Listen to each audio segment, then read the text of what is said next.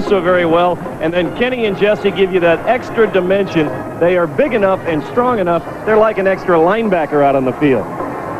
We better change the adjective from warm to hot, because that's what it is in Atlanta. The temperature approaching 100 degrees, even hotter than that down on the field. How hot is it? Well, staying cool for us this afternoon. On the sidelines, let's go to Mike Hogwood. Mike? Yeah, that's easy for you to say, John. It's going to be tough for anybody to stay cool today. It's going to be a big story throughout this football game for both NC State and Georgia Tech. State has not practiced on an artificial turf. They're going to feel a lot of heat this afternoon. Now, earlier today, we recorded the temperature and watched it climb up. And I mean, it climbed. At one time, in the space of 30 minutes, earlier this morning, the temperature went up some 4 degrees. Now, I have a temperature gauge in my hand now, and you'll see that it is over 100 degrees. Over almost 110 down here on the field right now. Yes, it is indeed going to be one hot football game on the bench and on the field. From Red Hot Atlanta, we'll have more pregame activities in just a moment. We are getting set for kickoff here at Bobby Dodd Stadium, Grant Field in Atlanta. For North Carolina State, since the spring, there have been a lot of changes. They were expecting to have some key elements of a team that started 6-0 back, but you toss in Scott Adele to those who are not back. Williams, Barber, Borders, who are big factors and could have been again this year. That has meant for Coach Dick Sheridan and the Wolfpack a lot of changes prior to the start of the 1990 season. Well, we have had a number of losses, and more than I've ever experienced as far as people that we're counting on that we don't have in our lineup now. But our players have responded to that adversity in a very positive way. For Bobby Ross and the Georgia Tech Yellow Jackets, they ended a long losing streak in the ACC last year. They won their final 6 in a row at home, won 7 out of their final 8 games. Yes, indeed, Georgia Tech has high expectations in 1990. One of the things that we've tried to do is we went through some tough times a couple of years there, and we struggled. I'm glad to see the expectation level within our squad to be higher.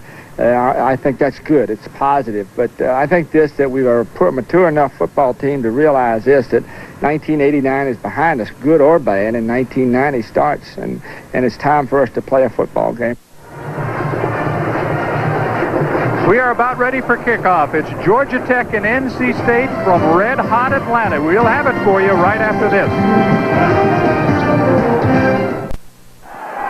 We are set for kickoff here in Atlanta. North Carolina State and Georgia Tech opened the season against each other last year. And the Wolfpack, off to that 6-0 start a year ago, won by 10, 38-28. But had it not been, Jack, for some turnovers, Tech was right in that ball game. That was a great football game last year. It was our first chance to look at Sean Jones as the quarterback for Georgia Tech. He went on to become the ACC Rookie of the Year last year. There's a freshman, Jason McGill, a true freshman, back to receive the opening kickoff from Toby Simons. Simons will be doing the kicking off. The Wolfpack actually won the toss. They deferred their option until the second half. And we are underway. The ball is fielded at the 19-yard line. Across the 25, near the 27, is Angelo Rush. He was one of the up men on the kick receiving team.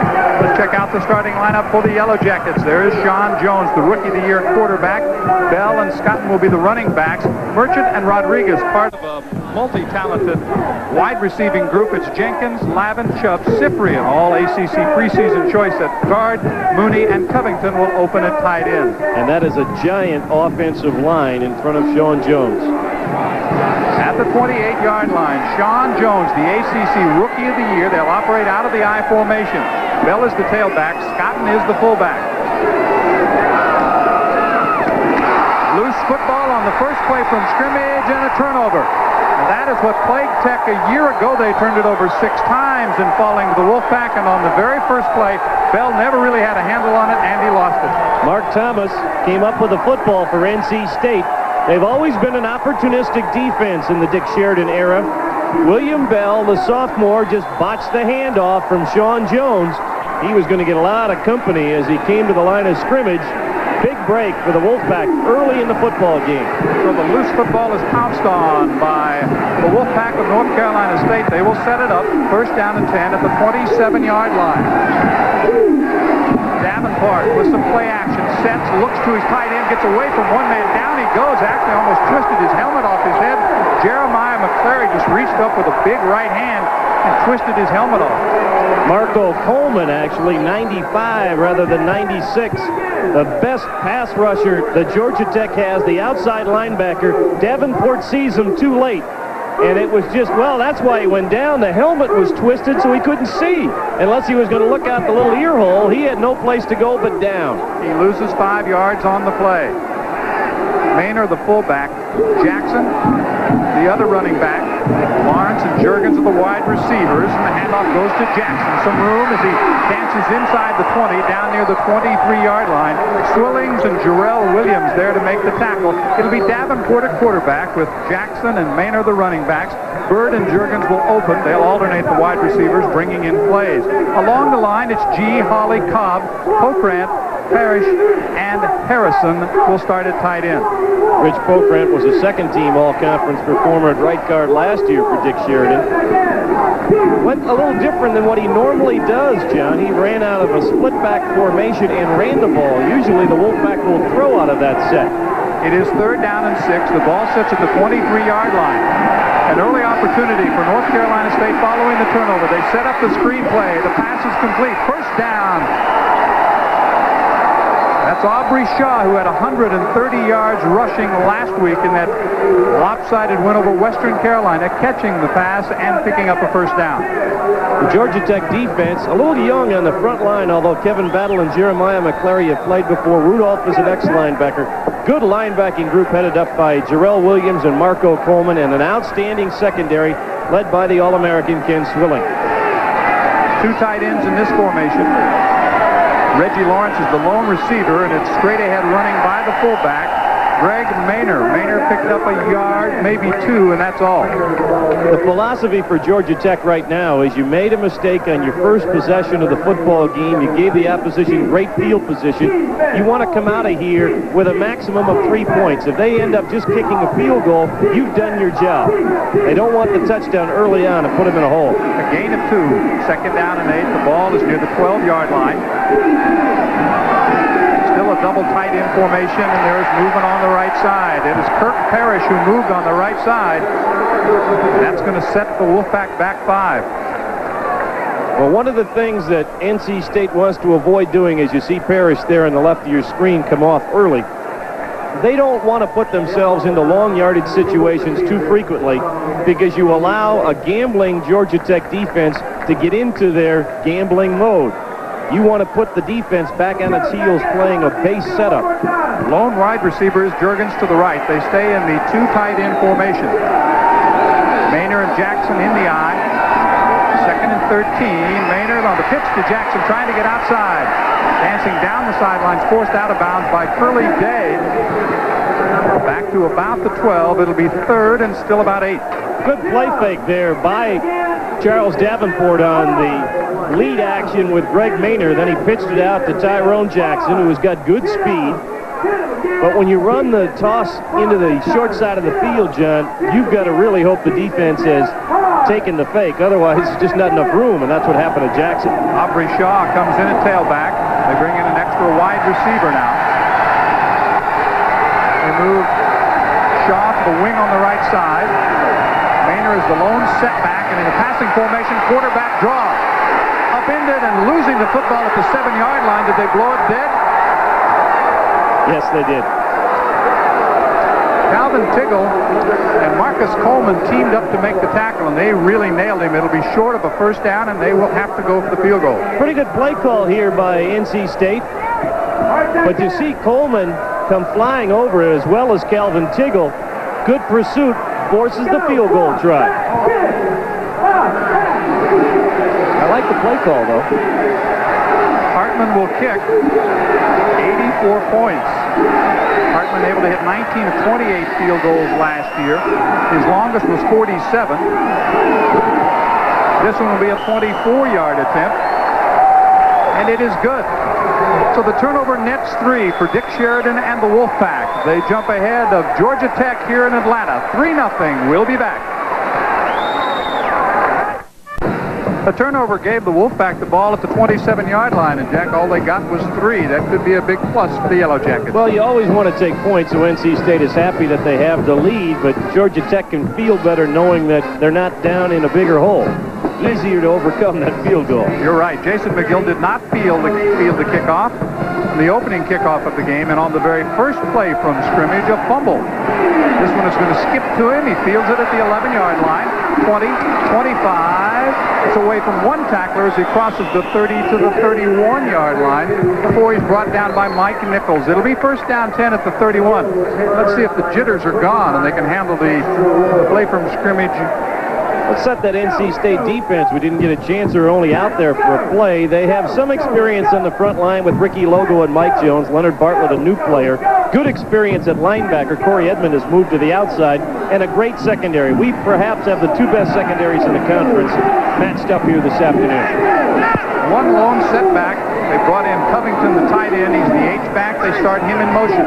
Normally they follow him as the blocker. They will try to do that at the 35 and diving across the 35-yard line is William Bell, and William's got to feel a little better because he handled the ball cleanly that time. Well, that shows good confidence on the part of Bobby Ross and his offensive coaches as well. Had the young man make a turnover on the first play of the game, you go right back to him, get his confidence back up. T.J. Edwards was scheduled to be the starter, but he's had some hamstring problems, some leg problems. Some publications picking him as a preseason all-ACC running back, but William Bell, the sophomore from Miami, getting a chance. The pass is behind the receiver and out of bounds it goes. That's the lateral. It was intended for Rodriguez, and it'll go back inside the 30-yard line to the 27. Well, they tried to run a gadget play, and they ran it right into an NC State stunt. Sean Jones turned around and said, "Oh my," and his pass, since it went backwards, is a lateral behind the line of scrimmage, and so the ball was marked where it went out of bounds. Intended for Bobby Rodriguez, who caught 18 balls a year ago. This is the opening game for Bobby Ross and Georgia Tech, second year in a row that they have opened against NC State. They have won 6 straight at home. They got Campbell up close. Watch for the stunt here. Changing at the line of scrimmage is Sean Jones. The backs shift a bit. Jones sets, gets away from pressure, but he's tripped up at the 25-yard line. Leonard Bartlett got a hand on him and brought him down.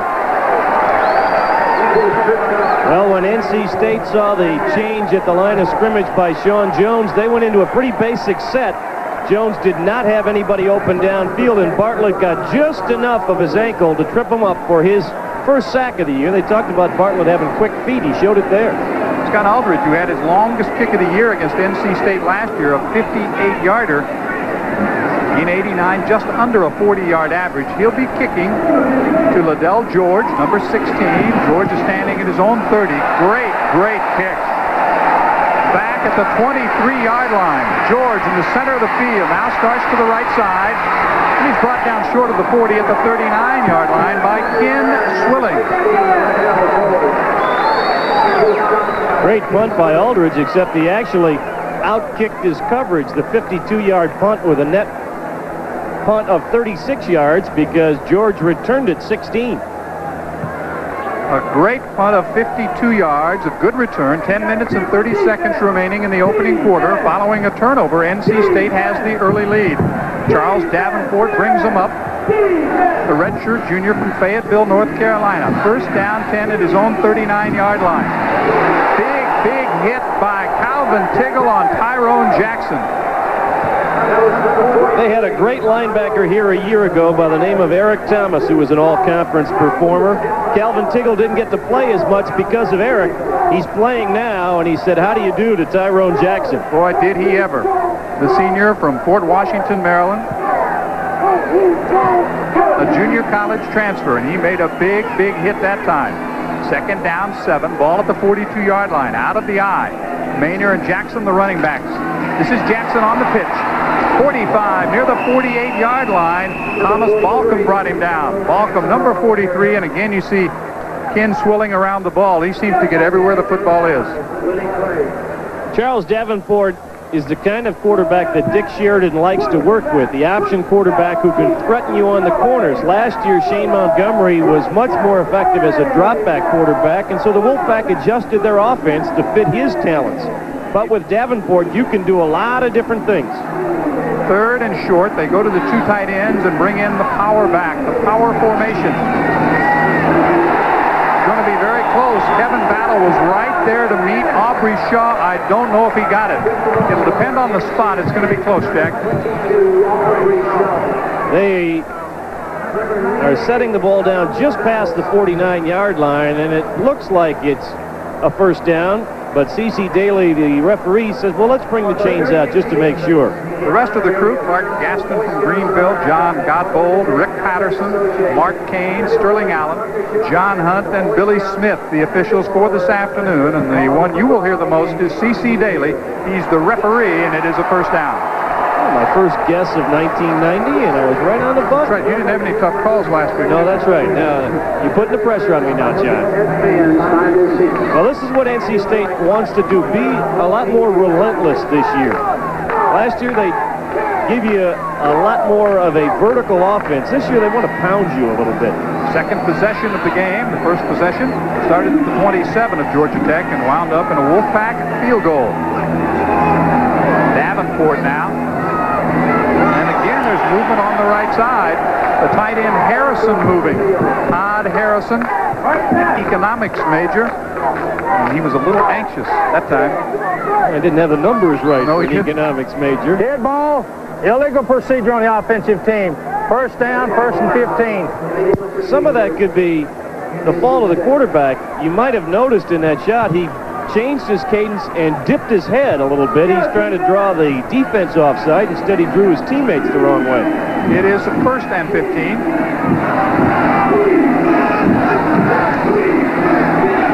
Davenport hit as he tried to turn it up by the outside linebacker Marco Coleman, a redshirt sophomore from Dayton, and Coleman was right there. Well, that is a big play, gentlemen, right there.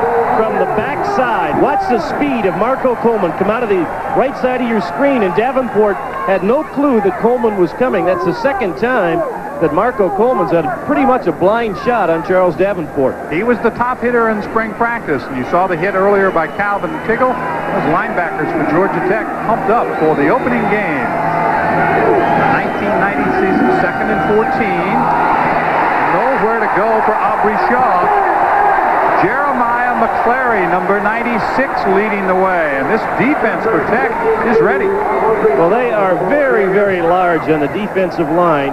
McClary, the most experienced of the defensive front, makes the good tackle on Shaw. McClary's 279. Kevin Battle is 295. Coleman Rudolph, well, he's the midget on the front line. He only goes 262. Third down and long yardage, 16 to go.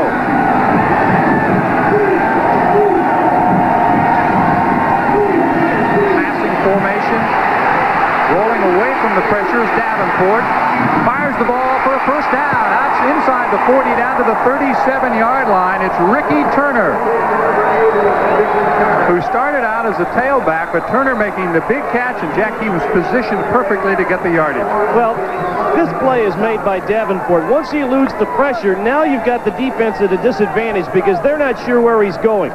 And when the play is broken down, as a receiver, your job is to get yourself into a hole. And Turner did an outstanding job right there. Picked up 20 yards on that play. The ball is down to the 37-yard line of Georgia Tech. Jackson. Loose football. Georgia Tech is there. Looks like Calvin Tiggle at the bottom of the pile.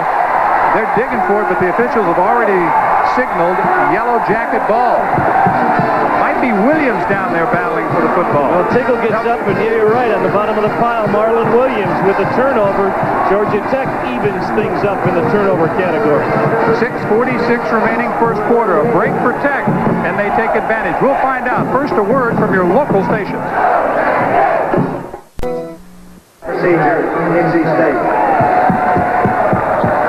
We are back Wolfpack. 5:57 to play. We were unable to get the officials to stop play, and we had another turnover in the interim. Bell lost the football for the second time today. Watch as he cuts back, Jack, but boom, here it comes. Took a pretty good hit and had the ball pop loose, and Joe Johnson recovered it because it was behind the line of scrimmage. He could not advance it, but NC State 1st and 15.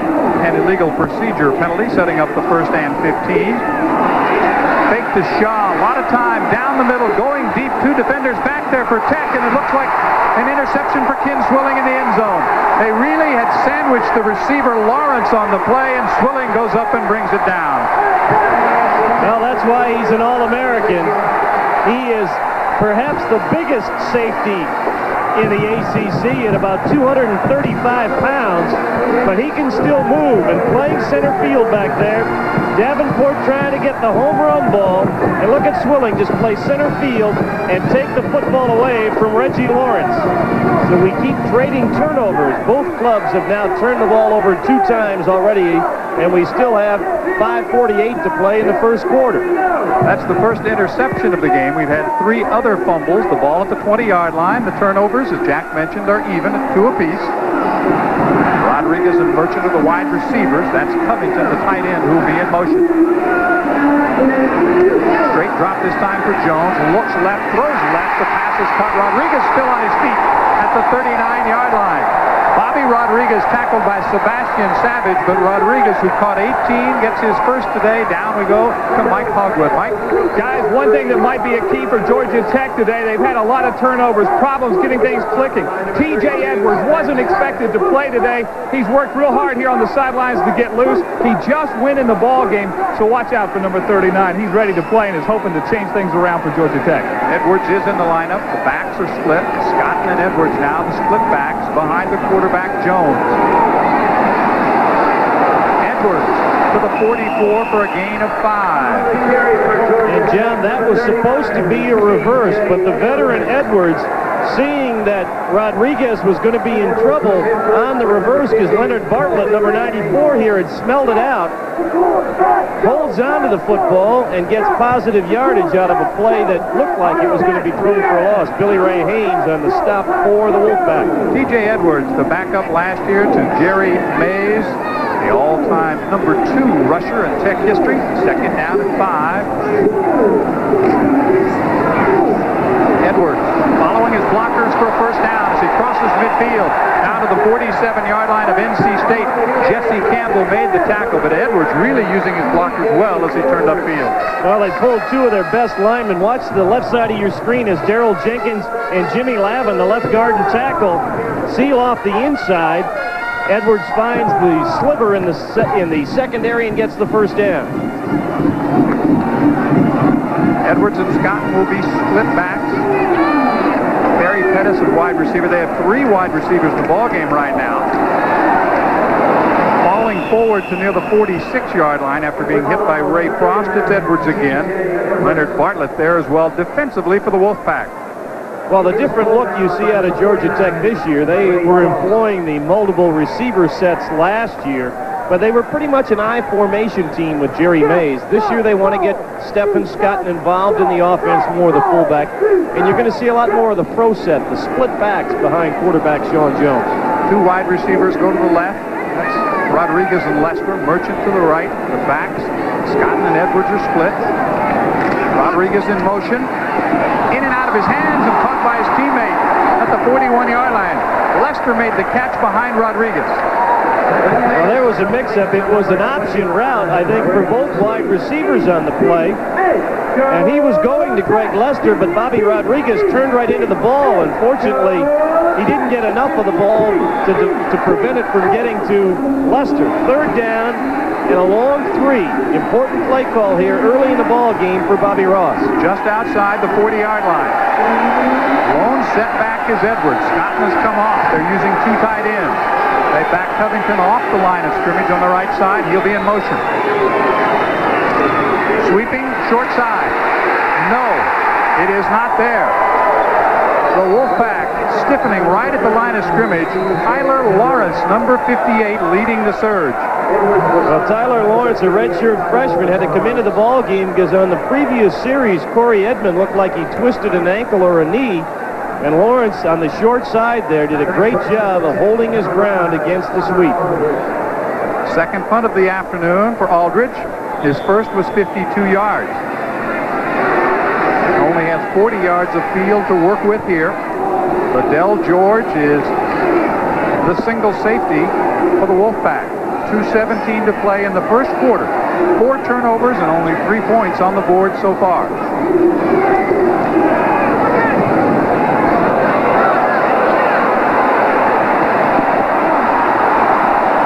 Was touched back at the 4-yard line by Georgia Tech on the way down. Stacy Parker got a hand on it. The ball will be spotted outside the 5 at the 6. Exactly 2 minutes remaining in the first quarter. NC State leads 3-0. More football coming up from Atlanta.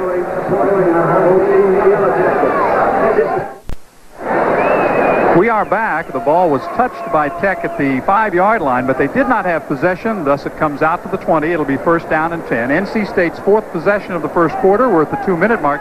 Each team, Jack, has had it 4 times, and 2 of those times they've turned the ball back to the opposition. So nobody can get a handle on this one so far. Neither Dick Sheridan nor Bobby Ross. A reminder that at the conclusion of today's game, we will be selecting a Schick most valuable player from each team. Maybe it'll be the guy that recovers the most fumbles the way it's going so far. Well, and certainly the heat is going to be an increasing toll as the game goes on. Both teams will be forced to use a lot of people. And when you don't have your concentration level, that's where the mistakes come about, John. We've seen it already. Shaw is the tailback, and Chris Cotton, a redshirt freshman from Greensboro, is the fullback. At the 20, it's first down 10 for the Wolfpack in white. Cotton's got 5. He's got a first down. Ken Swilling made the tackle. Let's go to Mike Hogwood. Mike? Guys, you guys were talking about the heat. 118 degrees now, as you see the fan on the Georgia Tech bench. On the state bench, they don't have a fan. Also here on the Georgia Tech bench, they have a couple of air conditioners. These things are blowing cold air out, and the players who are not in the game trying to get cool as they come off, but it's awfully tough to do it. As like you said, that heat has had something to do with the inordinate amount of turnovers we've had here early in this football game. Thank you, Mike. Cotton picking up 11 on his first carry. Shaw nowhere. Right at the line of scrimmage, he is dropped on the play. Marco Coleman there, along with Eric Fry. Fry, one of the backup linebackers on the inside, and also Marco Coleman. Well, they ran a stunt right into where the play was, and Chris Cotton, who was trying to be the lead blocker on the play, instead got a face full of Jeremiah McClary, and that allowed number 95 there, Marco Coleman, to have a free shot on Aubrey Shaw. And it makes it second down and 10 at the 31-yard line. A minute and 3 seconds remaining. Opening quarter. State with the ball and a 3-point lead as Charles Davenport, who's gone all the way so far, changes the play at the line of scrimmage. Shaw for about 3 yards to near the 34-yard line. Jeremiah McClary once again right there, along with Coleman Rudolph, 2 of the down linemen. Well, that was a checkoff on Davenport's part because Marlon Williams on the wide side of the field showed a blitz, and I think that's where NC State wanted to go. Instead, he went with the handoff to the short side, and Rudolph, the sophomore out of a great high school program at Valdosta High School right here in Georgia, was there to lead the way. Talk about great football. It's hard to find it much better than Valdosta High School. That is correct. Juergens and Turner are the wide receivers. Straight back is Davenport, and down he goes. With Rudolph, yeah, he was coming again. Well, Davenport got an idea of the quick feet there of Rudolph. He was a linebacker, but the Tech defensive coaches said he was just getting too big to remain a linebacker. When a guy gets to 260, 265, you got to put him someplace else. He's doing the job on the defensive front wall. And the punt, which will go the other way because we have reached the end of the first quarter. NC State 3, Georgia Tech nothing. Back with the second quarter from Atlanta after this. We are back to Atlanta. Tom Muse is getting set to kick. That may not stay that way the entire game. They have Preston Pogue as well. That's the freshman. Jason McGill standing at his own 25-yard line. Good rush. Nice high hanging kick that will be fielded at the 22-yard line. McGill across the 30 to the 31-yard line. A 54-yard punt, a 7-yard return. Neil Auer, a backup tight end down on the coverage, and it's that kind of day for fans, tank tops and shorts here in Atlanta. Don't forget, next week we've got the NC State Wolfpack again, as they will host at Carter Finley Stadium the Demon Deacons of Wake Forest next Saturday, 12 o'clock, right here on the ACC Football Network, as Jefferson Pilot Sports brings you the best in college football. It's going to be a lot cooler next week, isn't it? Well, we hope so. 14:48 to play in the first half. Rodriguez in motion. Back is Jones, looking left, throwing. The ball is incomplete. In and out of the hands of number 25, Greg Lester, a redshirt junior from Decatur. For Georgia Tech, they saw NC State have the ball for better than 9 minutes of the first quarter. The offense, not a lot of time out on the field because they were turning the ball over. A couple of fumbles along the way, trying to get something sustained. Here's the advantage of playing in the previous week, John. For Georgia Tech, they're still trying to get comfortable. That first quarter is gone. Let's see how they are here in the second period, if they're a little more settled on offense. It's second down and 10. Tight end Covington shifting from the right to the left. Option play. Edwards slides down at the 29-yard line. Jesse Campbell. He went down because of the leg. The hamstring, I think went out on him again, because Jesse didn't really have that much of T.J. Edwards. Watch the play. Gets blocked here. Bounces back up. And you can see he's got him by the jersey, but not much else. He was not making the tackle. Edwards went down and immediately went off the field, and they are working on his left leg again on the Georgia Tech bench. There he is. He just simply was unable to turn, put the pressure on that leg that he needed to turn upfield. Bell takes his place. Jones pass, batted away. Intended for Greg Lester, but right there was Jesse Campbell to knock it away. It will be fourth down and another punt coming up for Tech. Well, when you allow NC State with their defense to be in second and long or third and long situations, you are really up against it, because they've got a veteran secondary and an aggressive front seven. That's why Georgia Tech's punting the football again. Liddell George back. It'll be the third punt on this very hot autumn afternoon in Atlanta for Aldridge.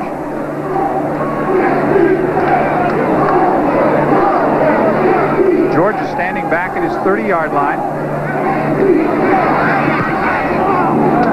Another great high kick. George, glancing at the sun, fields it at his 23-yard line. It's away from the one tackler. Now moves outside, but he can't get back across the 25-yard line. Hitting him there is Marlon Williams, number 56, who stayed in his lane and made the tackle. Let's go down to Mike Hogwood. Boy, the injuries are starting to mount for NC State at linebacker. Number 50, Billy Ray Haynes, is out. He has a hip pointer. They're going to try to construct a pad so he can play in a few series. But Corey Edmonds, he's got ice on the knee. He won't play at earliest. It'll be second half before he'll be able to get back in there. And, of course, if you're Tech, you worry about the fact that he could be out a lot longer than that. First and 10. Ball at the 24-yard line.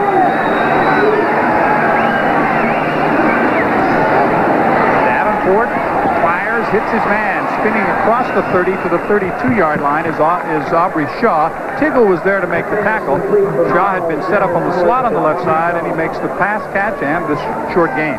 NC State made a living against Georgia Tech last year, particularly in the second half, running that little 5- or 6-yard curl route with a back out of the backfield. Chris Williams, who's probably going to be redshirted this year, had a career afternoon against the Yellow Jackets. That's the fullback Cotton, falling very close to a first down. Really needs to get up to the 35-yard line. Jeremiah McClary made the tackle, but Chris Cotton, the fullback, has the first down. NC State is without Dan Hayden, who was expected to be the starting fullback this year. Hayden with a stomach, some kind of intestinal disorder that forces him to, or causes him to lose a lot of weight. And when you're a fullback in an I formation setup, you can't afford to be dropping 10 or 20 pounds very quickly. So they were concerned about the fullback spot, but Maynor and Cotton have done a pretty good job in the first 5 quarters of football. First and 10 at their own 34-yard line. Davenport sprinting back, sets, looks back to the left side and overthrows the intended receiver, the tight end Alex Nicholson. The redshirt junior from Athens, Georgia, just too tall for him. He's 6'6", 230. I like the concept of that play. They ran all the backfield action to the right and took the wide receiver on the right side and the tight end, Reggie Lawrence and Nicholson, and ran them against the grain. And actually, both of them were all open. Davenport just overshot the mark.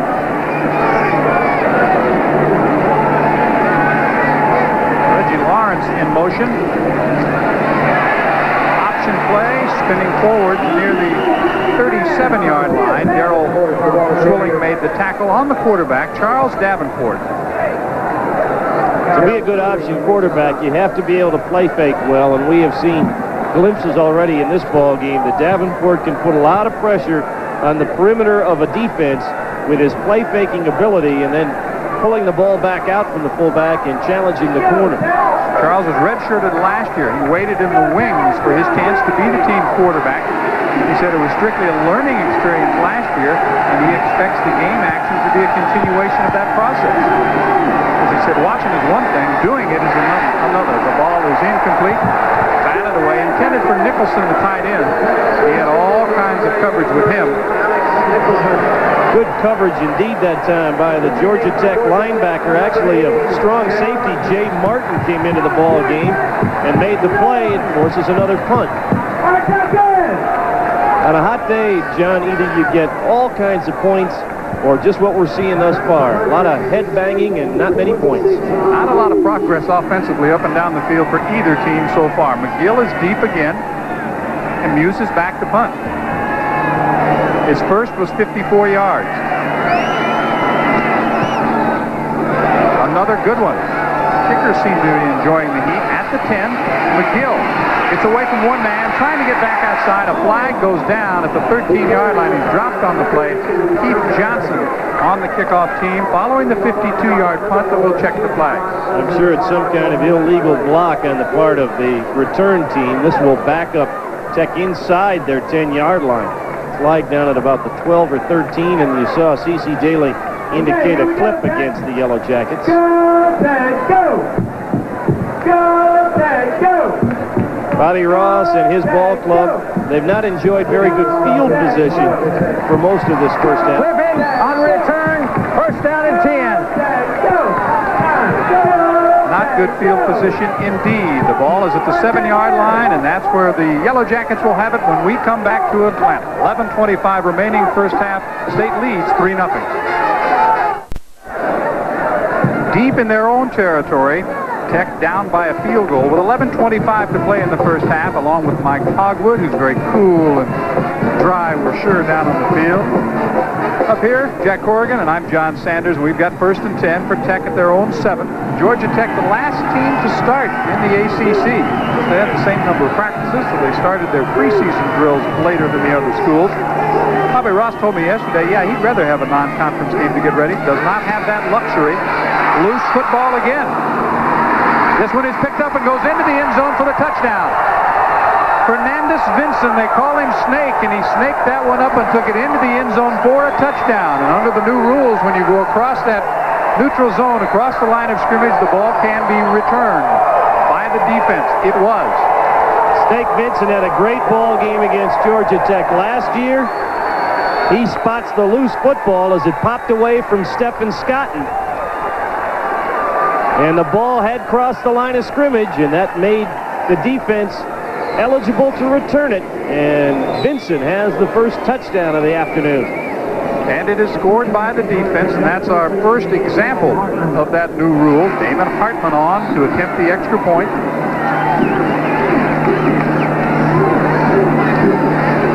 Hartman 27 of 28 last year and 1 of 1 here today. So Hartman bangs through the extra point, and that 3-point lead is turned into a 10-point lead. Let's go back one more time and watch the fumble and the ensuing touchdown for the NC State defense. Well, Vinson, the free safety, shadowing the play. And let's see who made the contact. It was David Merritt, a sophomore, who popped the ball loose from Stephen Scotton. And Mr. Savage, Mr. Vinson, Snake Vinson, comes away with the football and the touchdown. third turnover of the afternoon for Georgia Tech. 2 of them have resulted in the NC State scores. Now, this series between these two clubs has created big plays like that one. You can see some of the numbers. Of course, last year, Kenny Swilling went 95 yards with an interception, and Jesse Campbell went 64 the year before.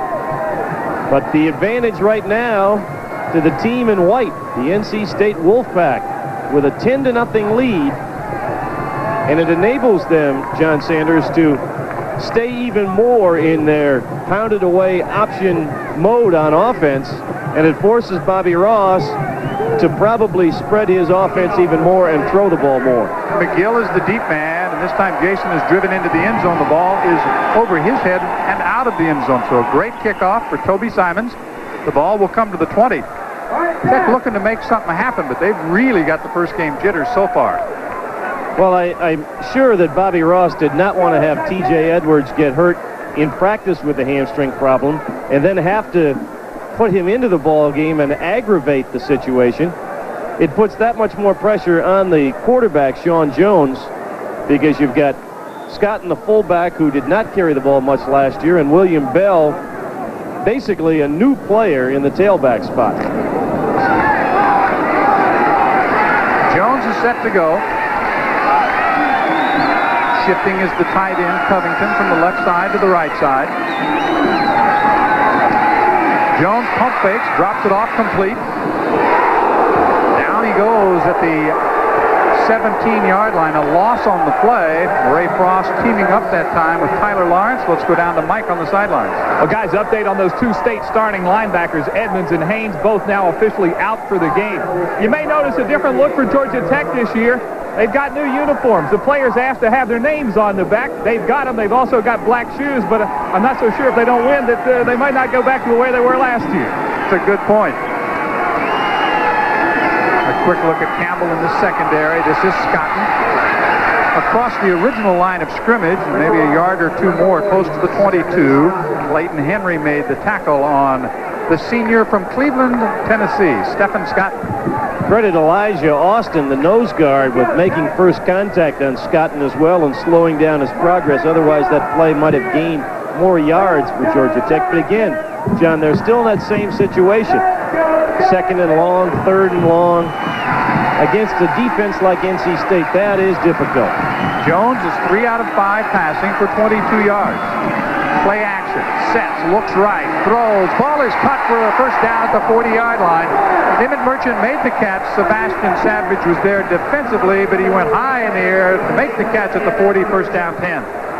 Well, Emmett Merchant, with very good speed, runs a great deep curl route here on the wide side of the field, catching the ball in front of Sebastian Savage. Mentioned this is a great secondary, but if you're going to pick on somebody, Savage is the guy you're going to pick on. He's a former safety now trying to play cornerback. Merchant caught 18 a year ago, including 3 touchdowns. He picks up 18 yards on that play. Pettis is the man in motion. The option play. Close to a first down. Flipping forward is Bell. Fernandez Vincent spun him forward, and he is about a yard away from another first down. Well, they are very hopeful that this young man, William Bell, out of Miami, Florida, is going to be a big-time player for him. He's got 4.5 speed. They like his explosiveness, and that's the first time we've really seen it demonstrated, John. You notice when he squared his shoulders to the line of scrimmage, he put on a burst into the secondary, and that got him the 9 yards. Most of last year was spent on the kick team. Looking for the first down. He's got it and more. With room outside, he falls down at the 45-yard line. He was trying to put a move on Joe Johnson and hit the deck. Boy, he got a great block from Greg Lester on the wide side of the field to set up the one-on-one situation. Watch the left side of your screen as Bell cuts back. Right there, Lester with the good block. Johnson was the only man left. And the youngster will learn that against Joe Johnson, you're better off just running right at him and hope you can knock him down, because you can make all the fakes in the world. You're not going to fake out Joe Johnson. 45-yard line. First down, 10. Little delay. The pass caught down at the 31-yard line by Emmett Merchant again. Merchant again going up in the air to make the catch, and again he had Sebastian Savage on him defensively.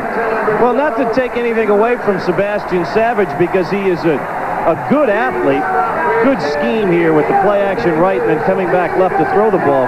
But Joe Johnson on the other side, much like Willie Clay for Georgia Tech, they're almost like Willie Brown, the Hall of Famer from the Raiders.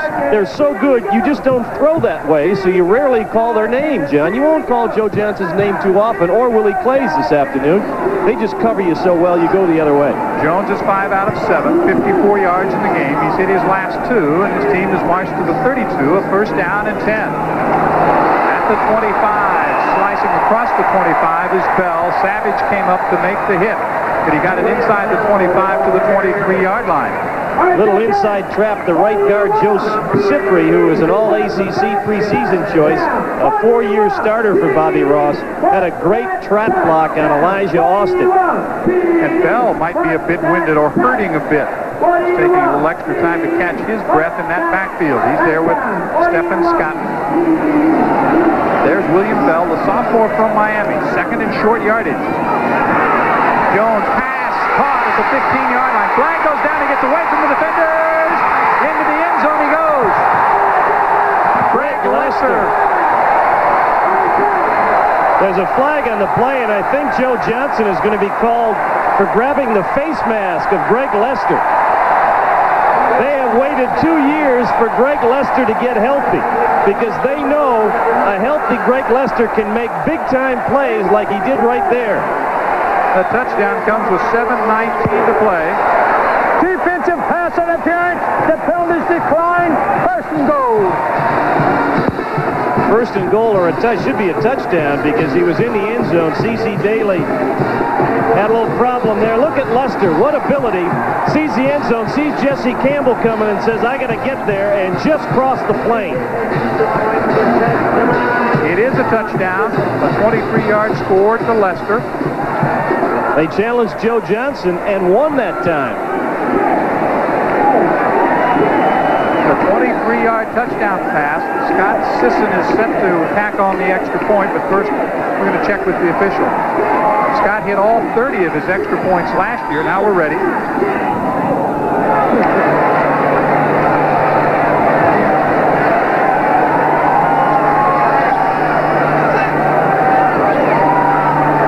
Sisson trying to cut the lead to 3, and he does. So there is the first long offensive march of the ball game. The drive for the touchdown. They go 80 yards to score. Here's the touchdown pass again. He gets away and into the end zone. It's 10-7. Let's pause now for a word from your local stations.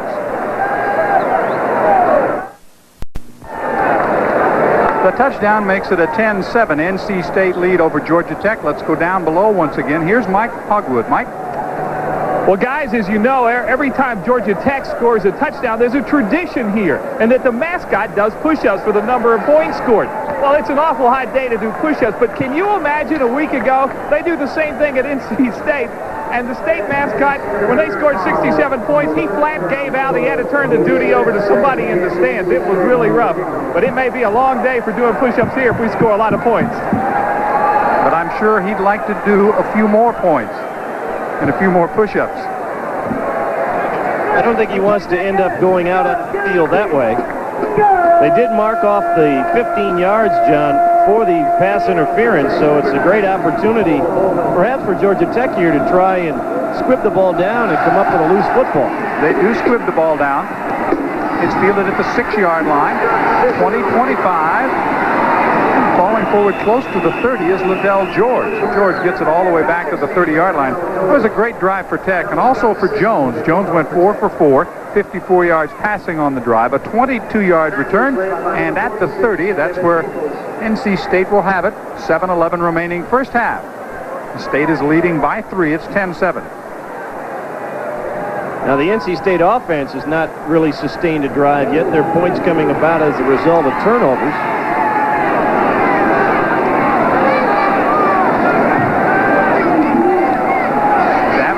Straight back, sets. Now he's in trouble, and down he goes. Fought his way back to the line of scrimmage in the arms of Kevin Battle, number 98. Good job by the Georgia Tech secondary, disguising what looked to be a blitz into actually a deep zone coverage, and there just was no one for Charles Davenport to throw to, and eventually the protection wore down, and Kevin Battle, all 295 pounds of them, found the quarterback. Turner goes to the left, Lawrence to the right. They are the wide receivers. Maynard is the fullback, and Aubrey Shaw is now the tailback behind Charles Davenport. Second down and 10. Option play, a loss of a yard. Calvin Tiggle has been all over the field here in the first half, making the hit there and a loss of 1. The strength of this Georgia Tech defense is geared towards the linebackers. They have great athletes in the secondary, so you can do a lot of different things. They have good size up front to contain the offensive line. They expect their linebackers to make a lot of tackles, and Calvin Tiggle has not disappointed them this afternoon, as well as Marco Coleman. Jay Gunter is now checked into the lineup for NC State. They move Aubrey Shaw into the slot on the right side. Third down, 11. The pass to Shaw, caught at the 35. It's away from a tackler. He's got a first down at the 40, now at midfield. Still on his feet inside the 45 to the 44-yard line. Aubrey Shaw just picking his spots. A big gainer. Jarrell Williams finally made the tackle. A 27-yard gain. I talked about this earlier. NC State made a living with this a year ago. Just a little curl route by the tailback, and then let the athletic ability take over. And Aubrey Shaw is a load in the secondary, a 200-pounder built low to the ground. He had Georgia Tech players flying all over the place. They go back to the two tight end formation. Jackson is now the tailback. That's the fullback, Maynard. Inside the 40, falls forward to the 37. Jeremiah McCleary made the tackle. Now Aubrey Shaw is the guy getting a little bit of attention from the NC State medical staff. Some of it is probably just that fatigue from the heat. The announcers for this game are selected and compensated by JP Sports. This broadcast is a copyright presentation. Any use of this broadcast without the express written permission of the Atlantic Coast Conference is prohibited. Second down, about 3.5 yards to go. NC State started the drive at their own 30. Jackson, first down as he falls inside the 30. The ball is down. Marlon Williams there defensively protect, but that's going to be a first down for the Wolfpack. Last series, we saw Georgia Tech with a long drive for a touchdown. Now NC State is trying to do the same thing. One of the reasons for the success here in the latter half of the first half, John, the fatigue affects defenses faster than the offense because you're a chaser, and you have to work harder when you're a chaser. Still two tight ends. Ricky Turner is the lone wide receiver. He's split left. First and 10. The ball is nudged inside the 30 to the 29. Maynard has about 5 as he fights forward inside the 25 to the 24. Marlon Williams again, the redshirt freshman from Decatur, Georgia, made the tackle. Don't forget, at halftime, we've got our usual JP Sports extravaganza around the league. One for the books, our Infinity Student Athlete of the Week, as well as scores and highlights. All that will be handled by Mike Hogwood, who's going to towel off and then come back for intermission. He needs an umbrella down there to shield himself from the sun. Reggie Lawrence now, the lone wide receiver, split right. Diving for the first down, coming up about a yard short, is Jackson. Clay and Williams team up to bring him down for Tech. It'll be third and about a yard.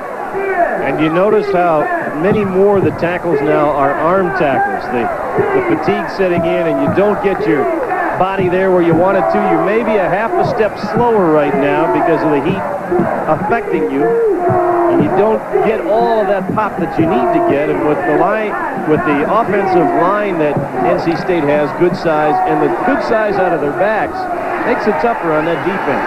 3 tight ends in the lineup. They go to the power formation. Neil Hours lined up as the extra back.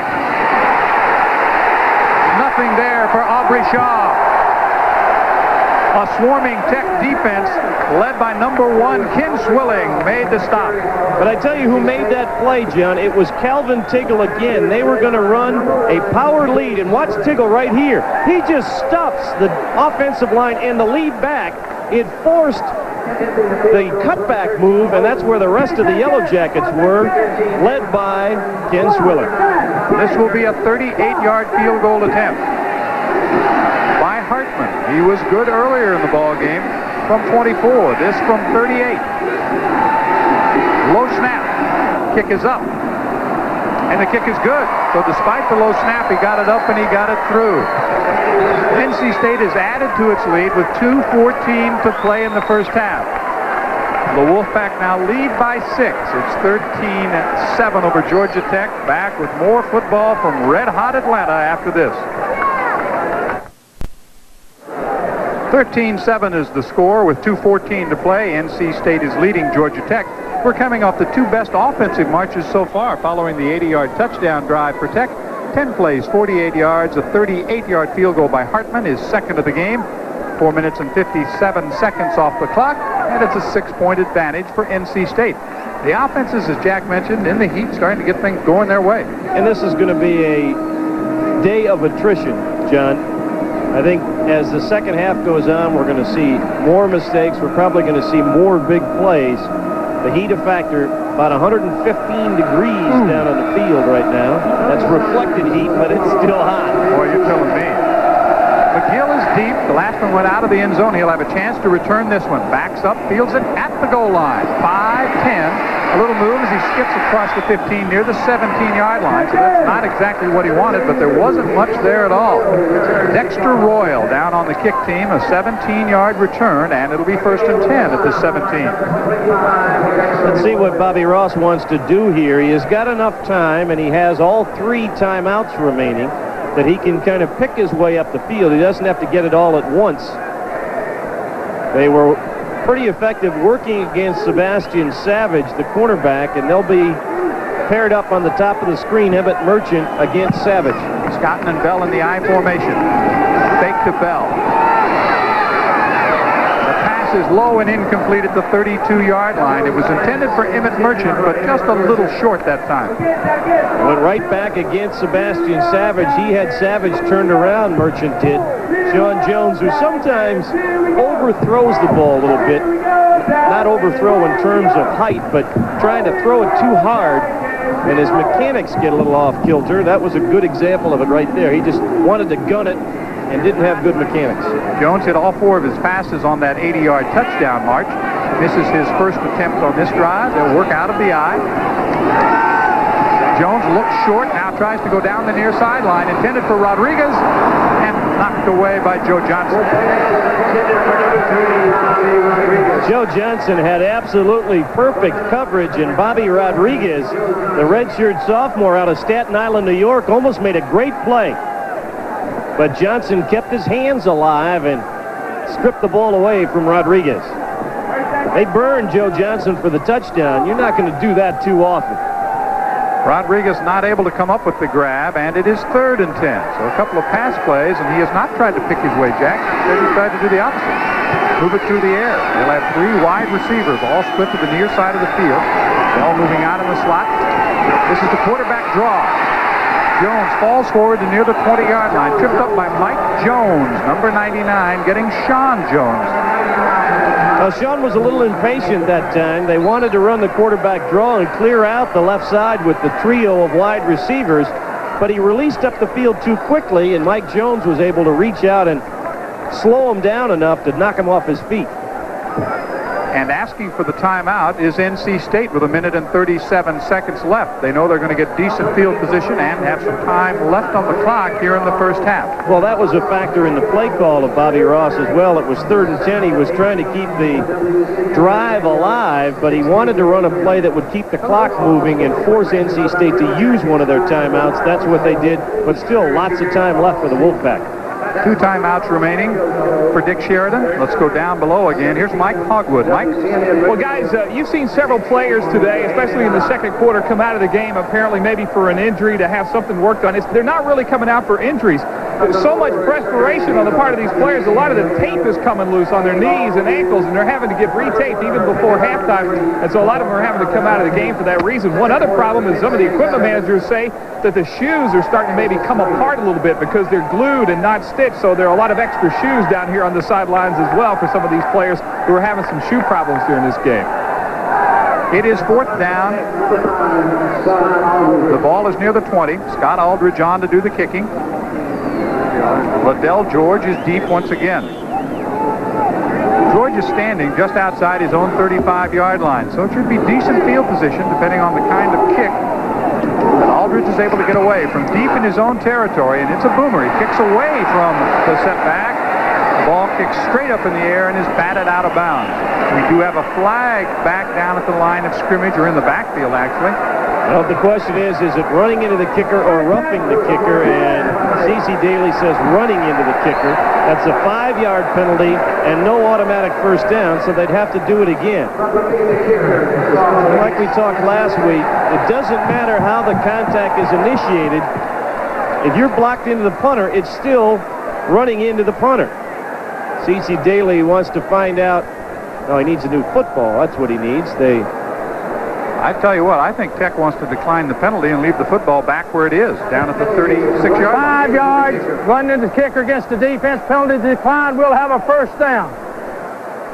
The only thought that I had that Tech might have taken that penalty, John, is you could run off a little more time and perhaps kick it deeper, but Bobby Ross confident that his defense can do the job in the final 87 seconds. We'll find out. Well, when you're that deep, too, in your own territory, a lot of bad things can happen if you re-kick it as well. The State usually lines those 10 men on the line of scrimmage, and they usually come after the kicker almost every time, so that might have been a factor in Bobby's thought process. Ball is spotted at the 37-yard line. A minute and 27 seconds remaining first half.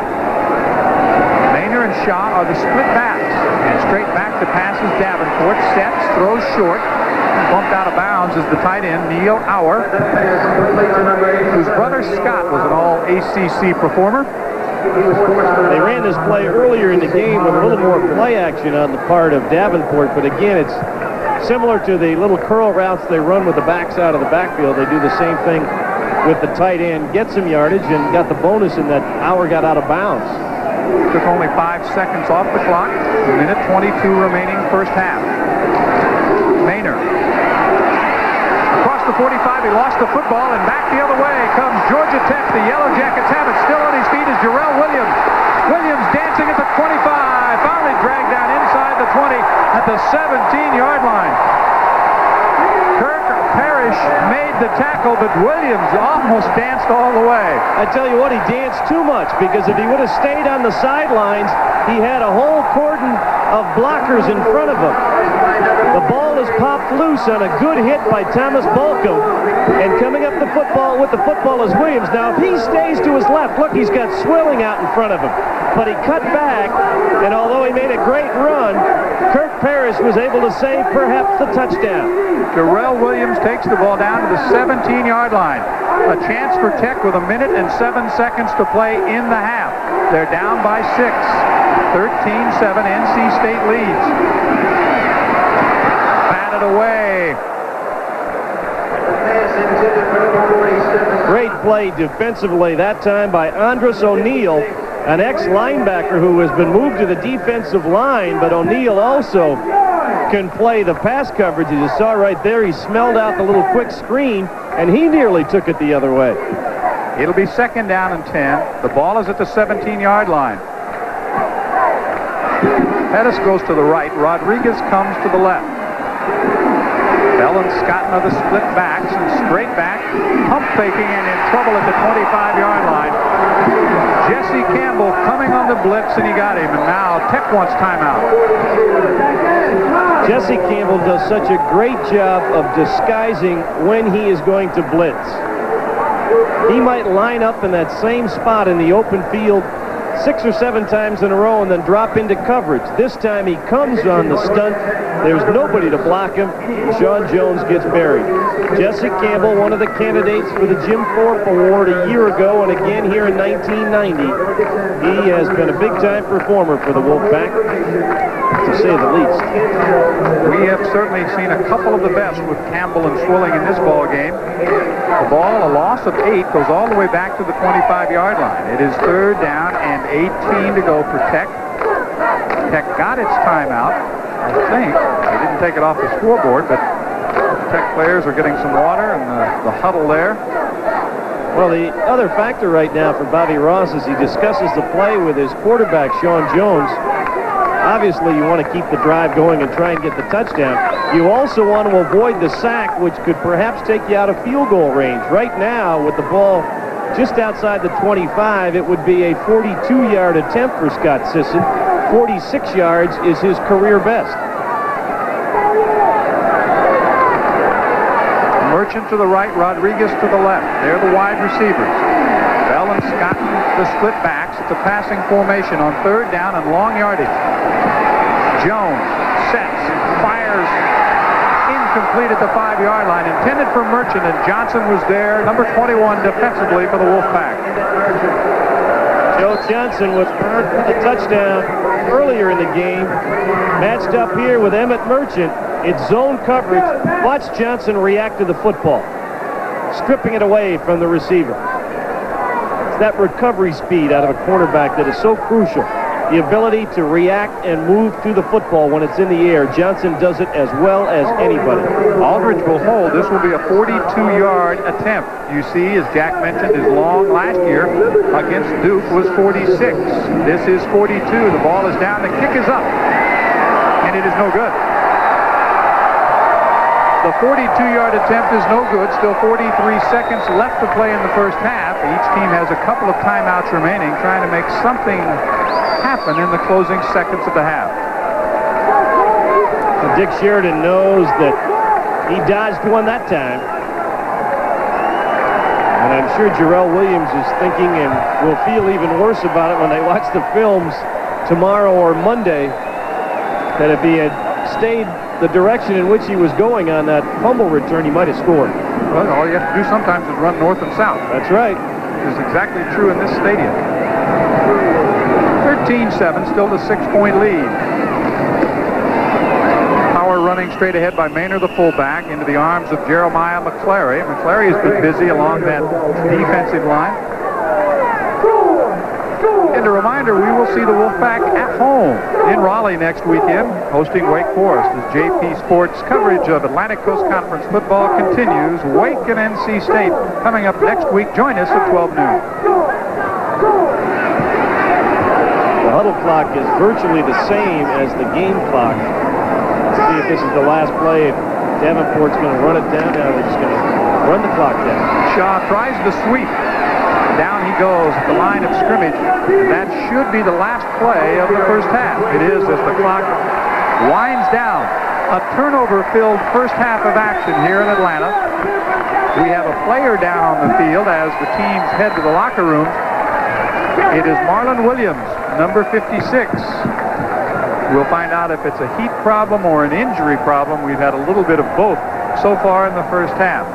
And Mike Hogwood is standing by with Dick Sheridan, so let's go to Mike. Boy, is this a hot one today, Coach.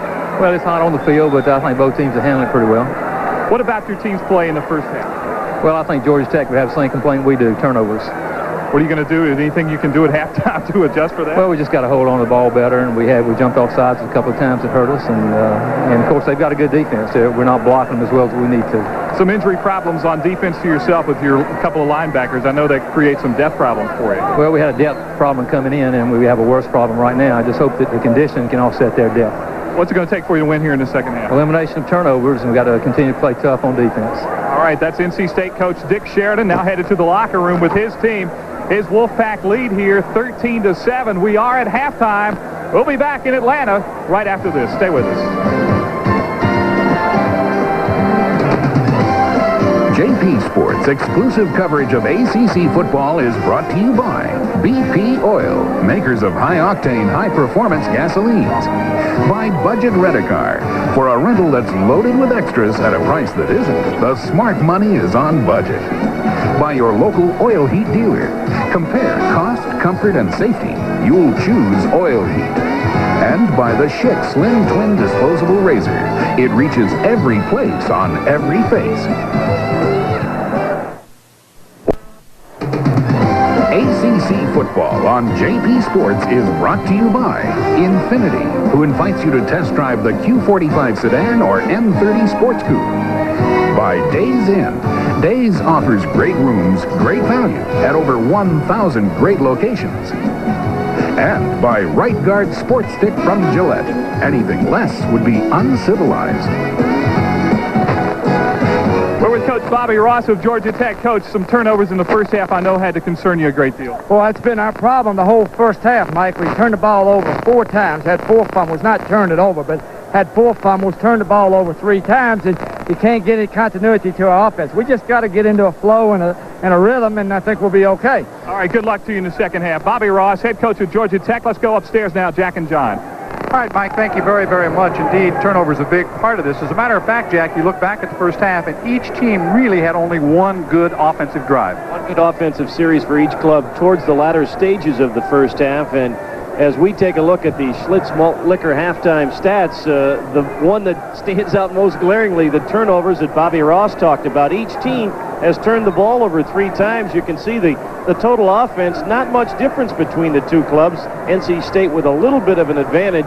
That's because of a little better running game in the first half. But as we talked in the opening 30 minutes of play, John, it's going to be the second half that's going to be the determining factor in this football game.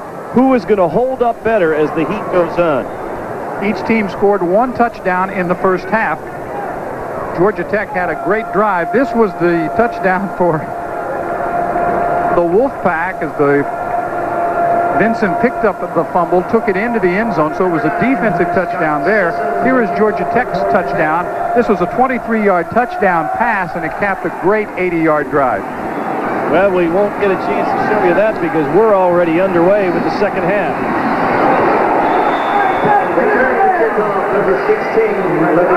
Liddell George returning the opening kickoff of the second half. We are underway. That touchdown pass, Jones to Lester, 23 yards, made it 10-7, and then with 2:14 remaining in the half, Hartman kicked a 38-yard field goal, his second of the game, and those 2 field goals are the difference by Hartman. It's 13-7, and we're underway in the second half of play. Davenport has gone all the way. His team has the ball at his own 25-yard line. First down and 10. First offensive play, offensive series. The second half is underway. It's Maynard, the fullback, for a couple of yards as he moves out close to the 30. Coleman Rudolph made the tackle, along with Calvin Tiggle, and Calvin has had a big day. He's made some big hits. For NC State, they'd love to come out of the locker room, get a drive, go down and score a touchdown, and take a 13-point lead, then put Georgia Tech really up against it because of the heat being a factor when the game continues. Al Bird, who had some injury problems in practice last week, is now split to the left side. And again, it is the fullback, Maynard. He's got a first down as he forces his way out to the 37-yard line. Kevin Battle and Marlon Williams teamed up to bring him down. First down, 10. Charles Davenport with either Jackson or Shaw at the tailback spot, and usually Maynard, but we will also see Chris Cotton in that fullback slot. Al Bird with the broken bone in his right thumb out there wearing the soft cast in his right hand. Out of the I formation right now, Shaw is the tailback, Maynard's the fullback, and on the option play, Davenport spins forward to about the 44-yard line. Thomas Balcom made the tackle. Good read on the option play by Davenport. Jarrell Williams had stepped up and met the fullback Maynard. He was going to give the ball to the fullback, but his read is that inside linebacker, and once Williams made contact with Maynard, he pulled the ball back out, made positive yardage.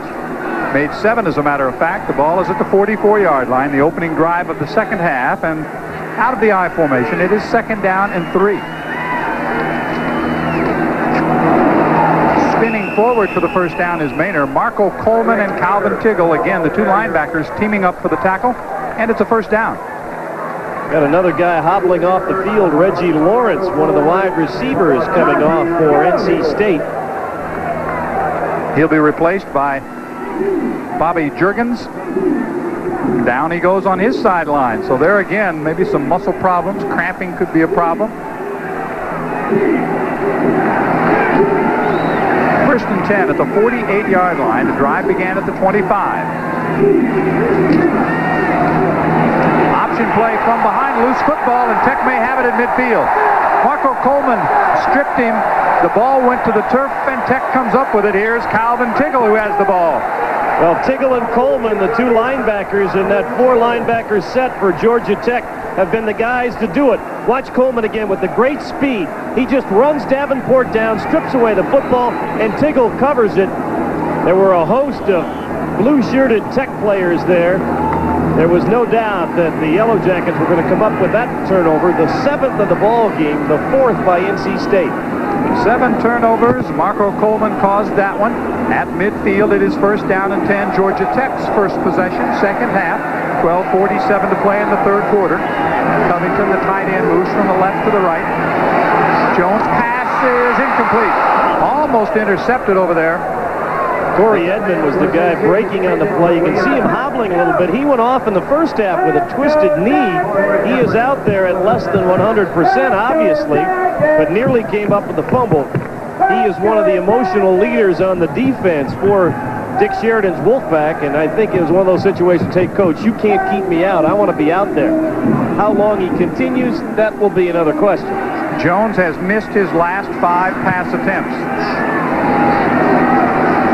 All 3 receivers split to the right side of the field. The option play, Jones on the pitch, but not much there at all for William Bell as he runs right into Mark Thomas. The problem that plagued Georgia Tech all throughout the first half, with the exception of their touchdown drive, was the inability to get good yardage on first or second down. Here we go again with a third and a long 7, almost 8 yards for the first down. Those are tough play calls. The ball is sitting at the 47-yard line, so let's do call it a third down and 8 for Bobby Ross. Only 1 out of 5 for the Yellow Jackets on third down. And all kinds of company back near the 40-yard line. Tyler Lawrence was back there waiting, and before Jones could even turn around, he was down at his own 40. Watch the left side of the screen. They've got Lawrence on the blitz, and they had Mike Jones coming in uncovered. Ricky Logo coming in as well. Big loss on the play, and the NC State defense does it again. Aldridge to punt again. His 5th punt of the afternoon. Liddell George is deep, standing at his own 15-yard line. Not as long a kick, but a high-hanging kick, and it takes a Tech bounce. Inside the 10-yard line, and out-spotted near the 8. So a great hanging kick, Jack, and he got the good roll as well. 61 yards on the punt. Well, when you get the hang time and you get that nose to turn over at least a little bit, that ball is going to get that good kick, and he got about a 20-yard bounce, and that puts NC State deep in the hole. 11:15 to play here in the third quarter. The Wolfpack leading by 6. Welcome back to the heat of Bobby Dodd Stadium. It's 13-7, NC State leading Georgia Tech. Down to that hot field we go, and Mike Hogwood. Mike? Well, guys, the story down here is with State linebacker Corey Edmonds. He, as you know, tried to go for 2 plays. Jack mentioned he was limping. Well, he's come off the field and taken his pads off. He tried. He just can't go and won't play anymore today.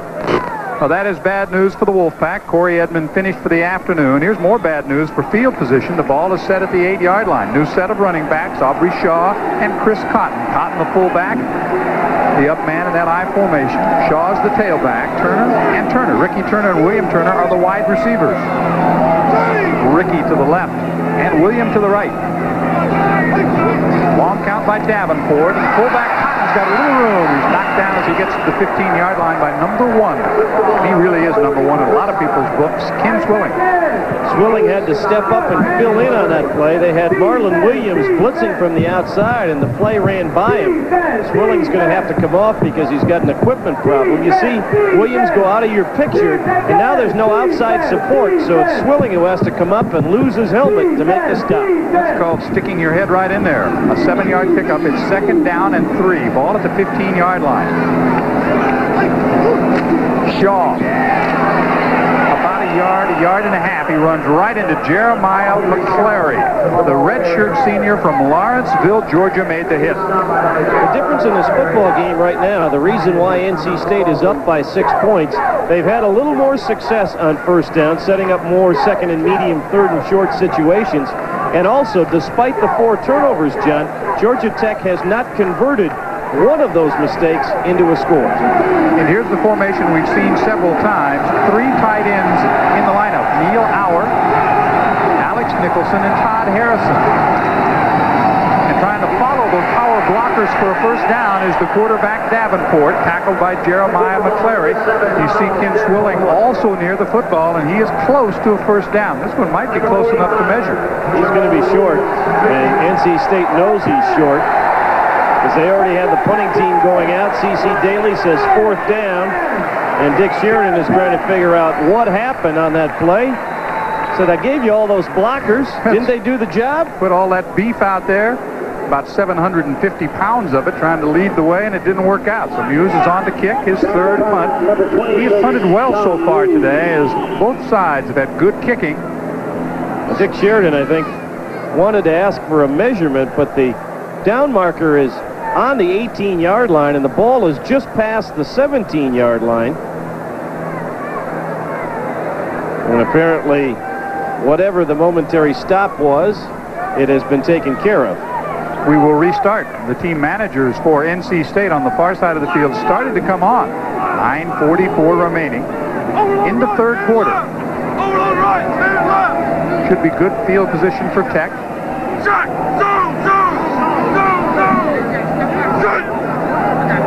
You can hear the up back calling the signals. Here comes the pressure on the block.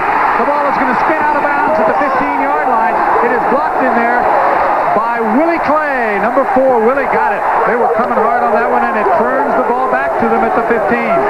5th turnover of the afternoon, and this time Georgia Tech has its best field position yet. They made a little bit of a change. Kevin Peoples changed his alignment just before the snap. That ended up leaving Willie Clay uncovered from the outside, and he just beat the punter to the football. Great individual effort by the junior out of Pittsburgh. From just outside the 15-yard line. 1st down, 10 for Tech. They go with 3 wide receivers. Lester, Rodriguez, and Pettis all in there. Here comes a blitz from the Wolfpack. The quick pass for the end zone, incomplete. Rodriguez was the intended receiver. He had just a step, but he needed another half step to get to the ball. That was just a beautifully thrown ball. Joe Johnson on the coverage, and he is up hobbling a little bit. That was a beautifully thrown ball by Sean Jones. This is the fade route, and Rodriguez is there. Just couldn't quite come up with the football. Rodriguez at 6 feet needed to be about 6'2" to haul that one in. 9:20 to play 3rd quarter. The tailback Bell for about 3. He's close to the 12-yard line. Clayton Henry, who's playing for the injured Billy Ray Hines, up there to help defensively. William Lester, a sophomore from Miami. Very, very fast. Runs a 4.5 40. 3rd down. Let's give him 4. It'll be 3rd and 6. The ball is closer to the 11-yard line. Inside 9 minutes remaining 3rd quarter. Sean Jones, 1 out of 6 on 3rd down plays. The backs are split. It's a passing formation. Here's the blitz, and they've got it. Ray Frost blitzing from his inside linebacker spot, and he drops him back at the 21. Georgia Tech has not done a good job this afternoon picking up the inside stunts of the Wolfpack. You see Ray Frost coming in uncovered. Frost, who missed last year as a redshirt, glad to be back playing football again. See how well he hit himself on that stunt? He was hiding behind Clayton Henry and did a little loop stunt, came in untouched. A 39-yard field goal attempt for Sisson. He missed earlier from 42. This is his attempt from 39, and it is no good. Sisson is 0 for 2. He's missed from 42. He's missed from 39. 8 minutes exactly to play, and a golden opportunity by the board for Tech. 5 turnovers by the Wolfpack, and Georgia Tech has not been able to convert any of them. We've got timeout on the field here in Atlanta, 13-7 NC State. This word from your local stations. Quarter. I'm John Sanders along with Jack Corrigan and Mike Hogwood down on the field. The ball at the 22-yard line. 1st down 10 following the missed field goal. Maynard and Jackson in the I formation. Davenport has gone all the way at quarterback.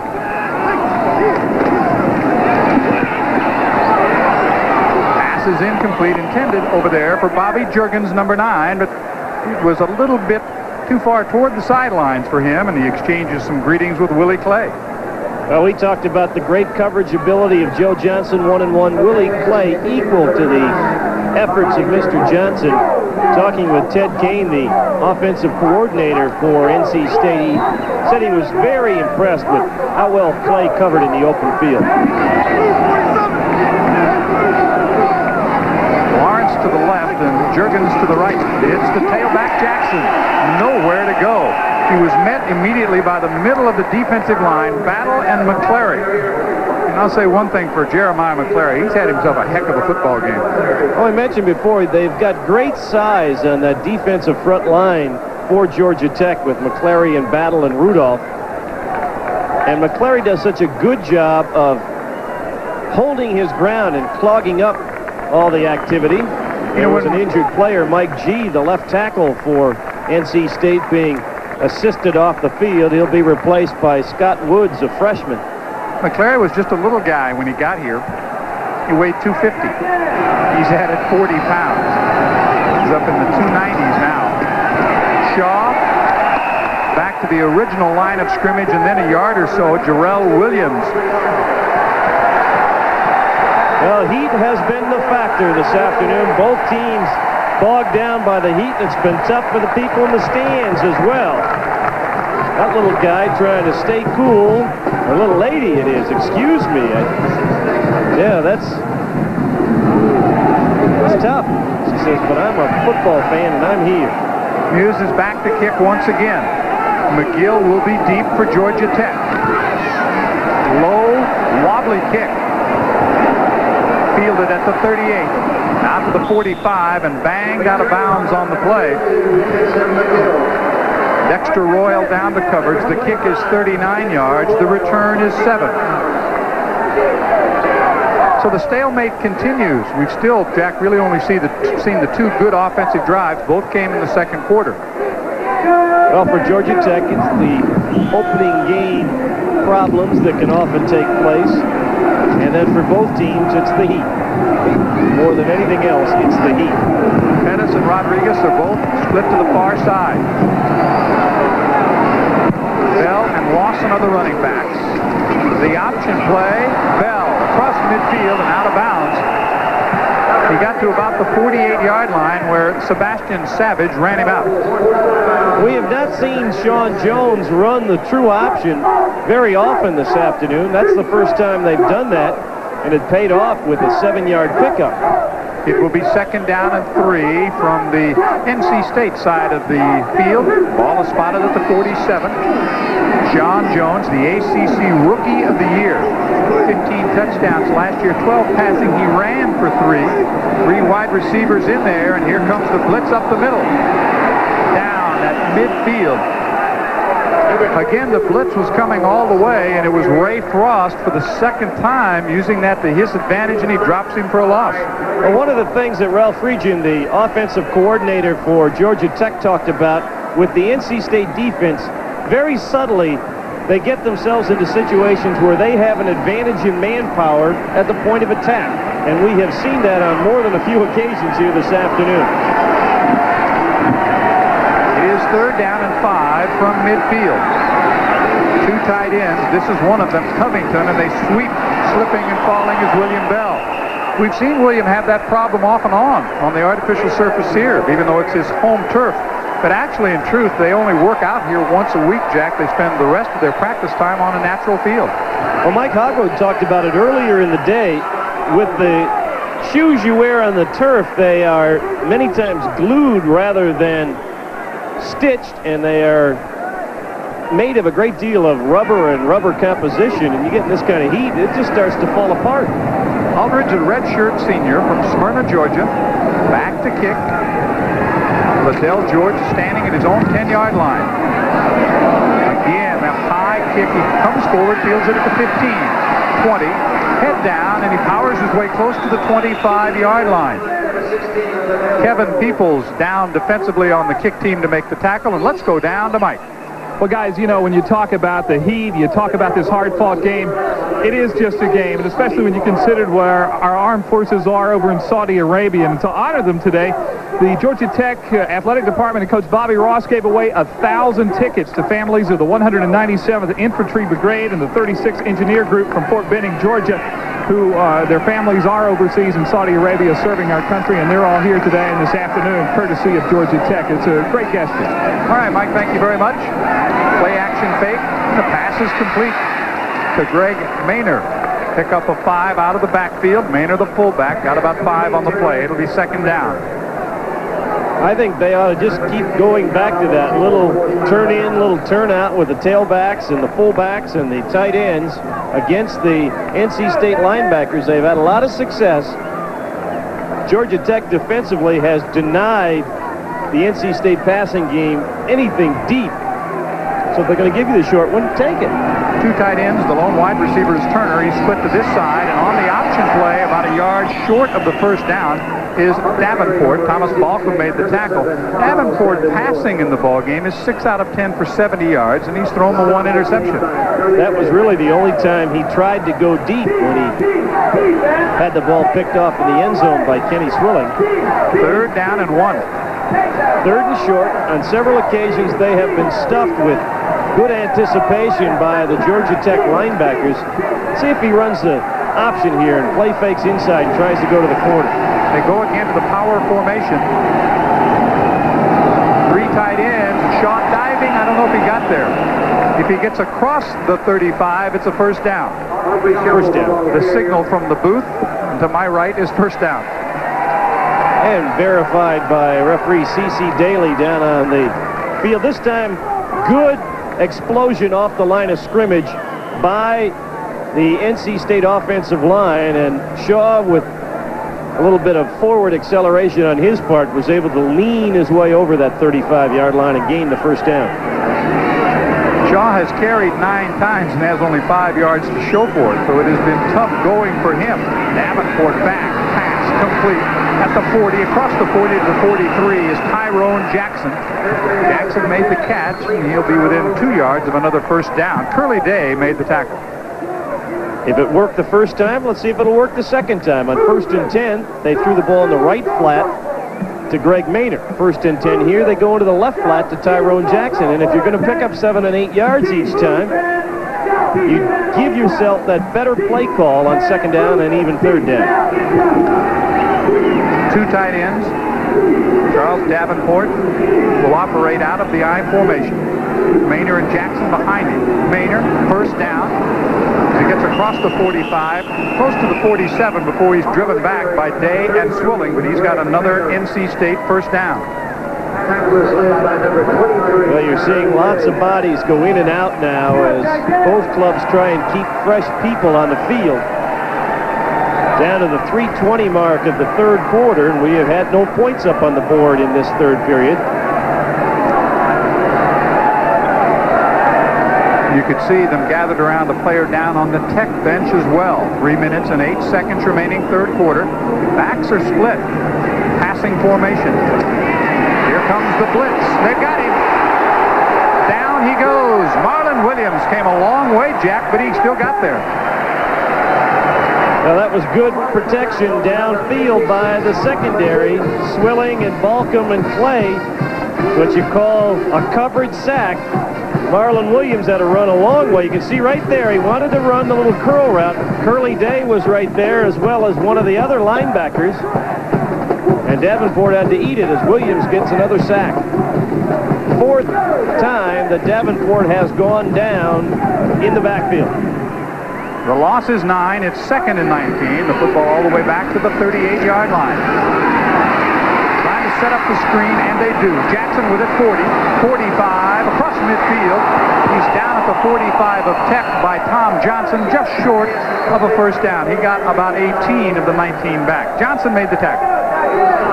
Charles Davenport did a good job here of disguising the screen. See him looking to his right, lets the pressure come on, and whirls back to his left.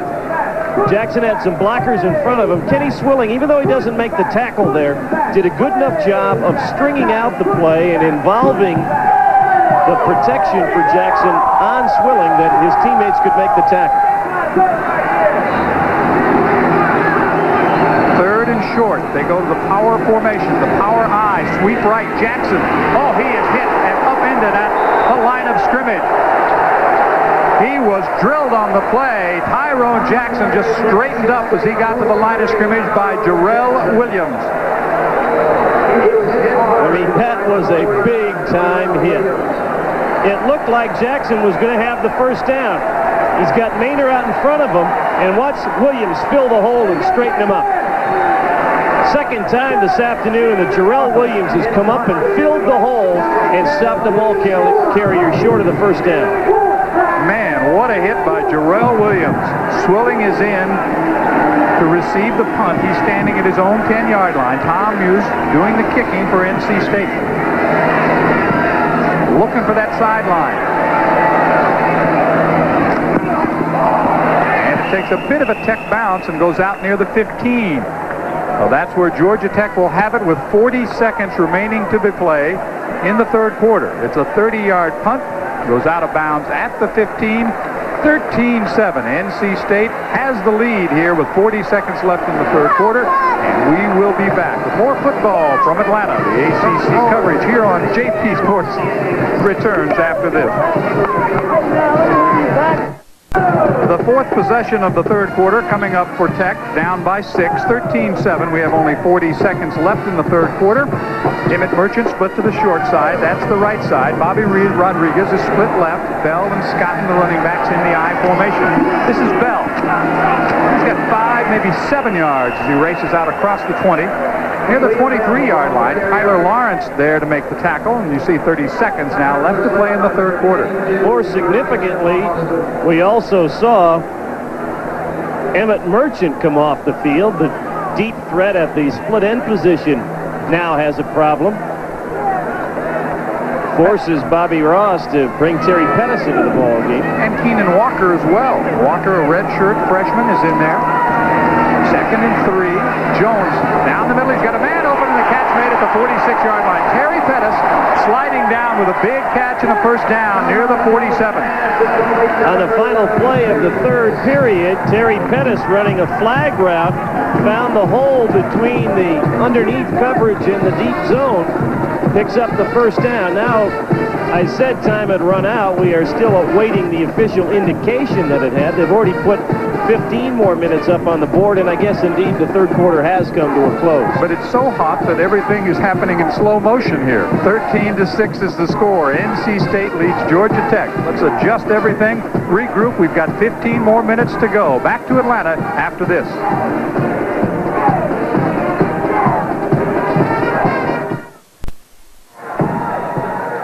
Trying to beat the heat in Atlanta. And this is one way to do it with bags of ice, but they won't last much longer.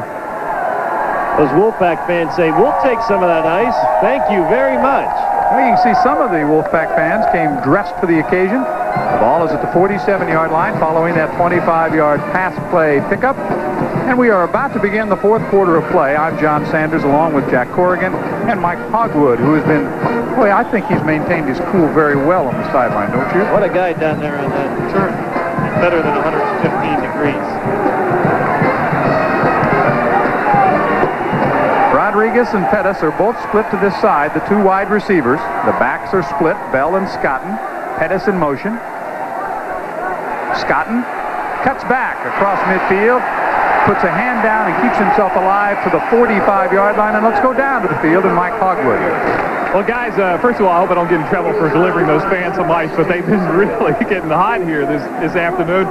The heat's taking its toll. Number 98, Kevin Battle for Georgia Tech. He's been having some cramps. He's out of there. Aubrey Shaw, running back for State. He's in the locker room right now. He's overheated, and he also has an ankle problem. All right, thank you very much. The ball is at the 45. The gain is 8. It's second down and about 2.5 to go. Pettis in motion. Close to a first down is William Bell. Ray Frost trying to keep him from getting to the 43-yard line and picking up that first down. Let's see where the referees place the football. Looks like he's short just a bit. About a half a yard shy. C.C. Daly is going to bring the chains out to see exactly how close Georgia Tech is to a first down. You get the feeling here, John, that as this game progresses, that the next score is going to win the football game. We are in the fourth quarter with 14 minutes and 9 seconds remaining. We've talked a little bit about NC State going home next week to host Wake, and that's the distance. A little less than a yard remaining for the first down. Kind of a sputtering start for Tech. They were late starting, and they'll be off next week. Well, they're in a situation, though, that they have to win an opening ball game in the conference to avoid being in an uphill battle all year long. Of course, you've got a big game later on today in the conference, Clemson at Virginia, but this is almost as important, I'd say equally as important. They bring in the extra tight ends. Diving for the first down is William Bell. Bell tucked the ball away. Remember, he fumbled on the first play of the game, but he picks up the first down as he nudges it inside the 42-yard line. Georgia Tech's lone touchdown of the afternoon came on a long drive. It was an 80-yard drive. This one has the chance to be even longer. It started back inside their 20-yard line. Started at the 15, as a matter of fact. The ball now close to the 41. Let's call it the 42. It is 1st and 10.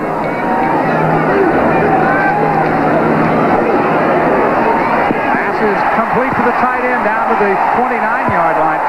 Covington. Jesse Campbell made the tackle, but Covington breaking out. A little spin move by the quarterback, Jones, and he picks up another first down. He wanted to go deeper, but the pressure put on by Mark Thomas forced him to take the underneath read, and Tom Covington, who has been bothered with a little bit of a groin pull, catches the ball alongside of Jesse Campbell and picks up another Tech first down.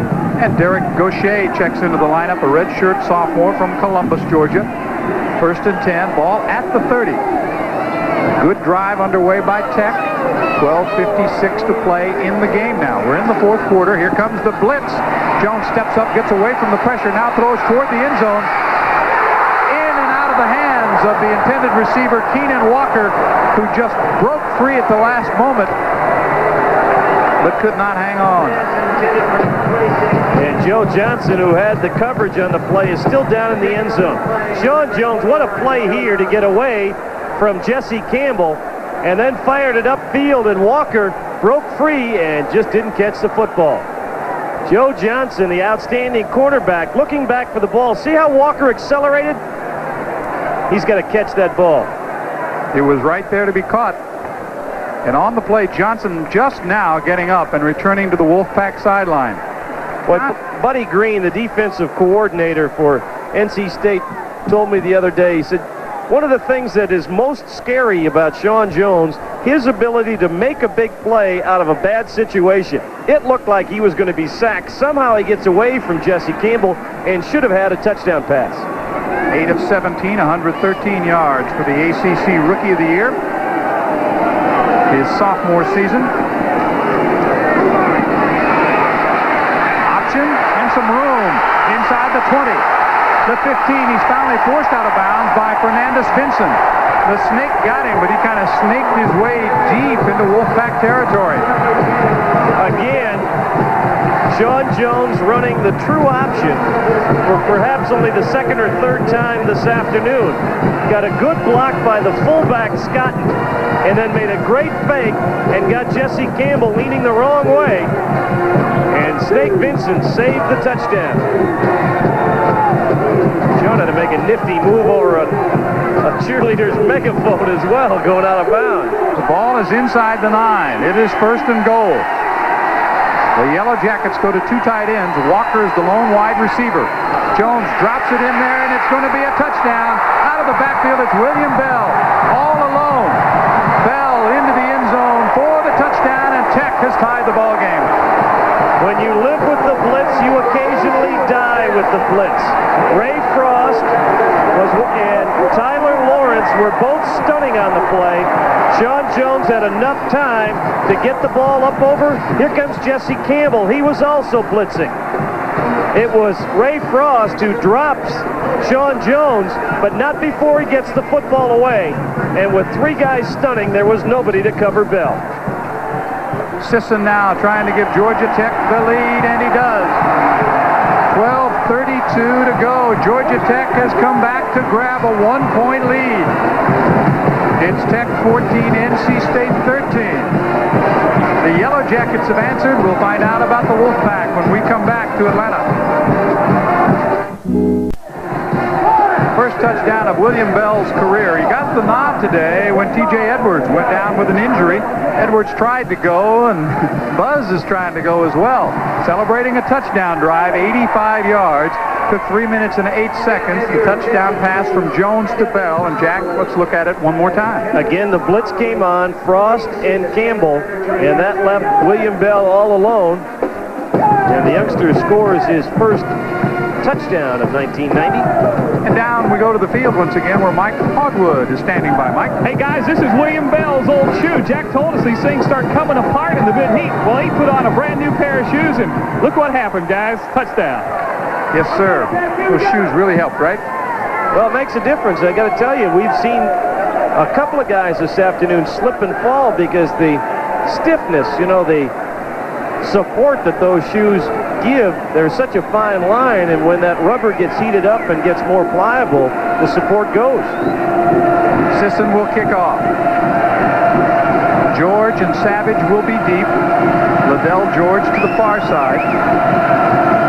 Sebastian Savage to the near side. 12 minutes and 32 seconds left to go.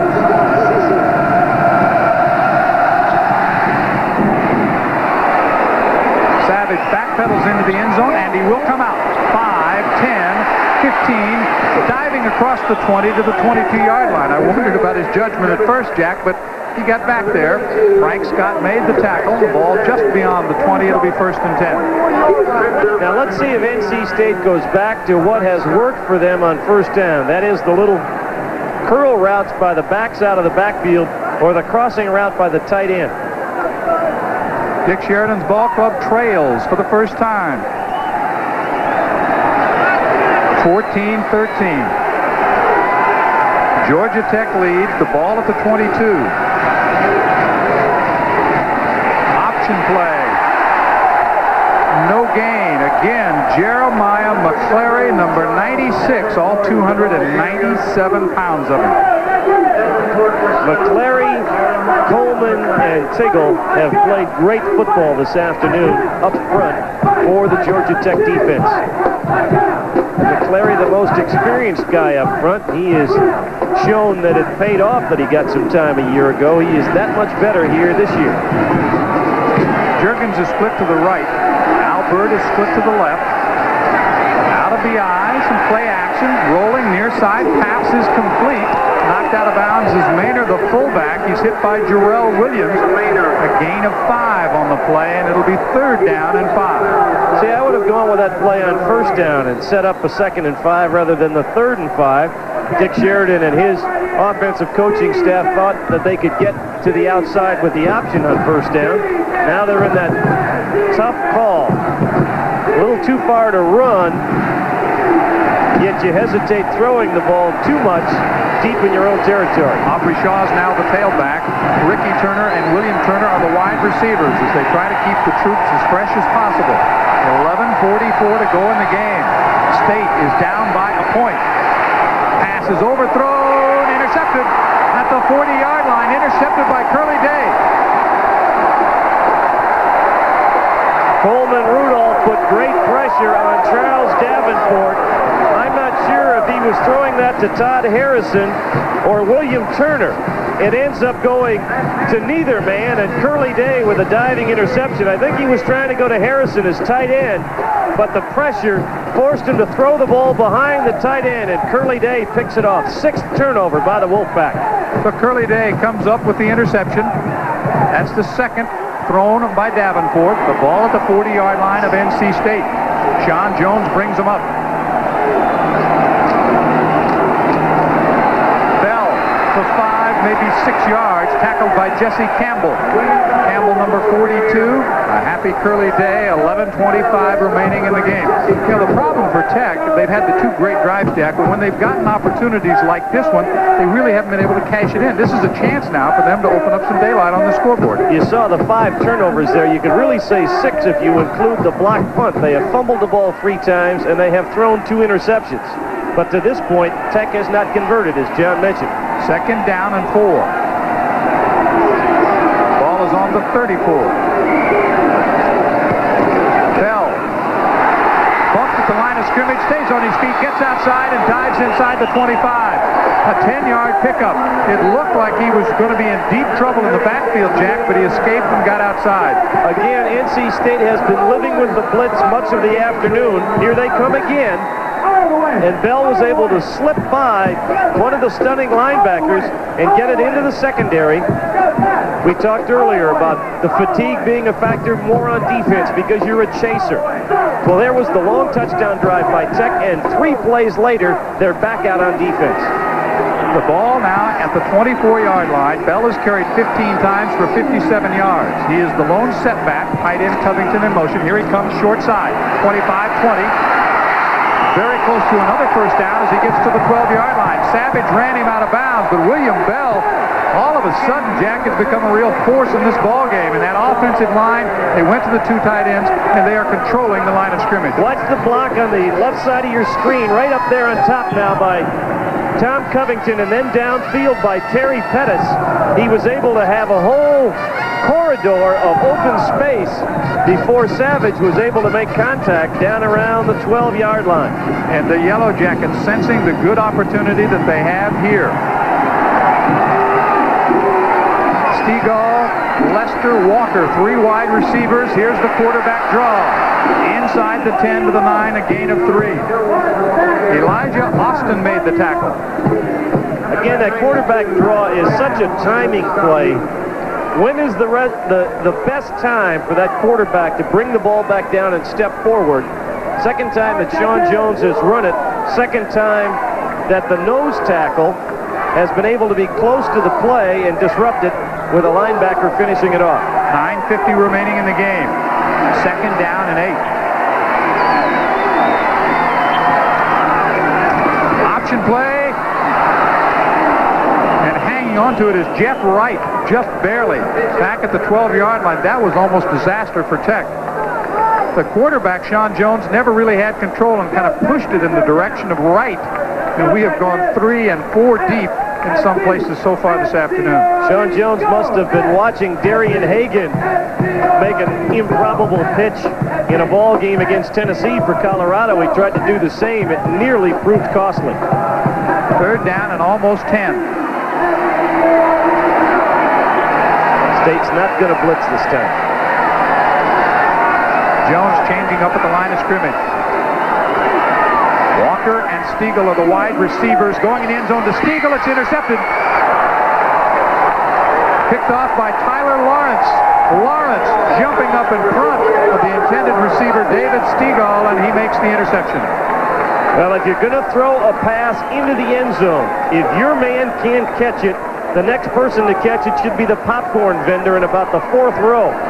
But Sean Jones underthrows this ball in a great play by the redshirt freshman Tyler Lawrence. I mean, that is an outstanding play, and he somehow got his right foot down inbounds to stop the Tech threat. And once again, Georgia Tech comes up empty after an NC State turnover. First and 10 at the 20-yard line, following the interception by Lawrence. Humphrey Shaw, the tailback. Greg Maynor's the fullback, and it's Maynor. Spinning forward for about 3. Coleman Rudolph made the tackle. Georgia Tech has had opportunity after opportunity and has not converted. Well, you see in this graphic right here what has happened after NC State turnovers. They have missed a couple of field goals and twice turned the ball right back to the Wolfpack. A gain of 3. Second down, 7 at the 23. Charles Davenport has gone all the way at quarterback. He's wrapped up at the 20-yard line. Hit on the play by Marlon Williams. Williams was not fooled at all by the play fake, and he almost ripped the helmet off the quarterback.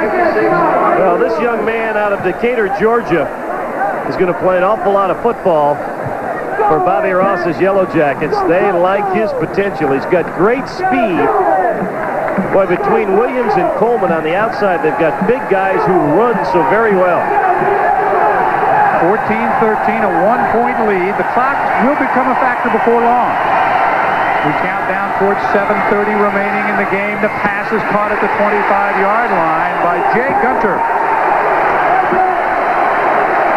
Gunter made the catch, but he's well short of first down territory. It'll be 4th down and 5. Great pressure on Davenport.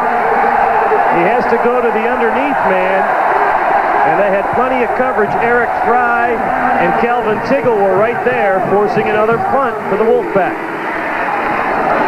And again, it's Jason McGill back to receive the kick from this young man, Tom Muse. There's Jason. He's a freshman standing back at his own 32-yard line. A wobbly kick and not as long. And he rolls out of bounds near the Georgia Tech 46-yard line. A 30-yard punt. Good field position for the ACC Rookie of the Year last year, Sean Jones. He'll bring his team out leading by 1, just inside 7 minutes remaining. A word now from your local stations.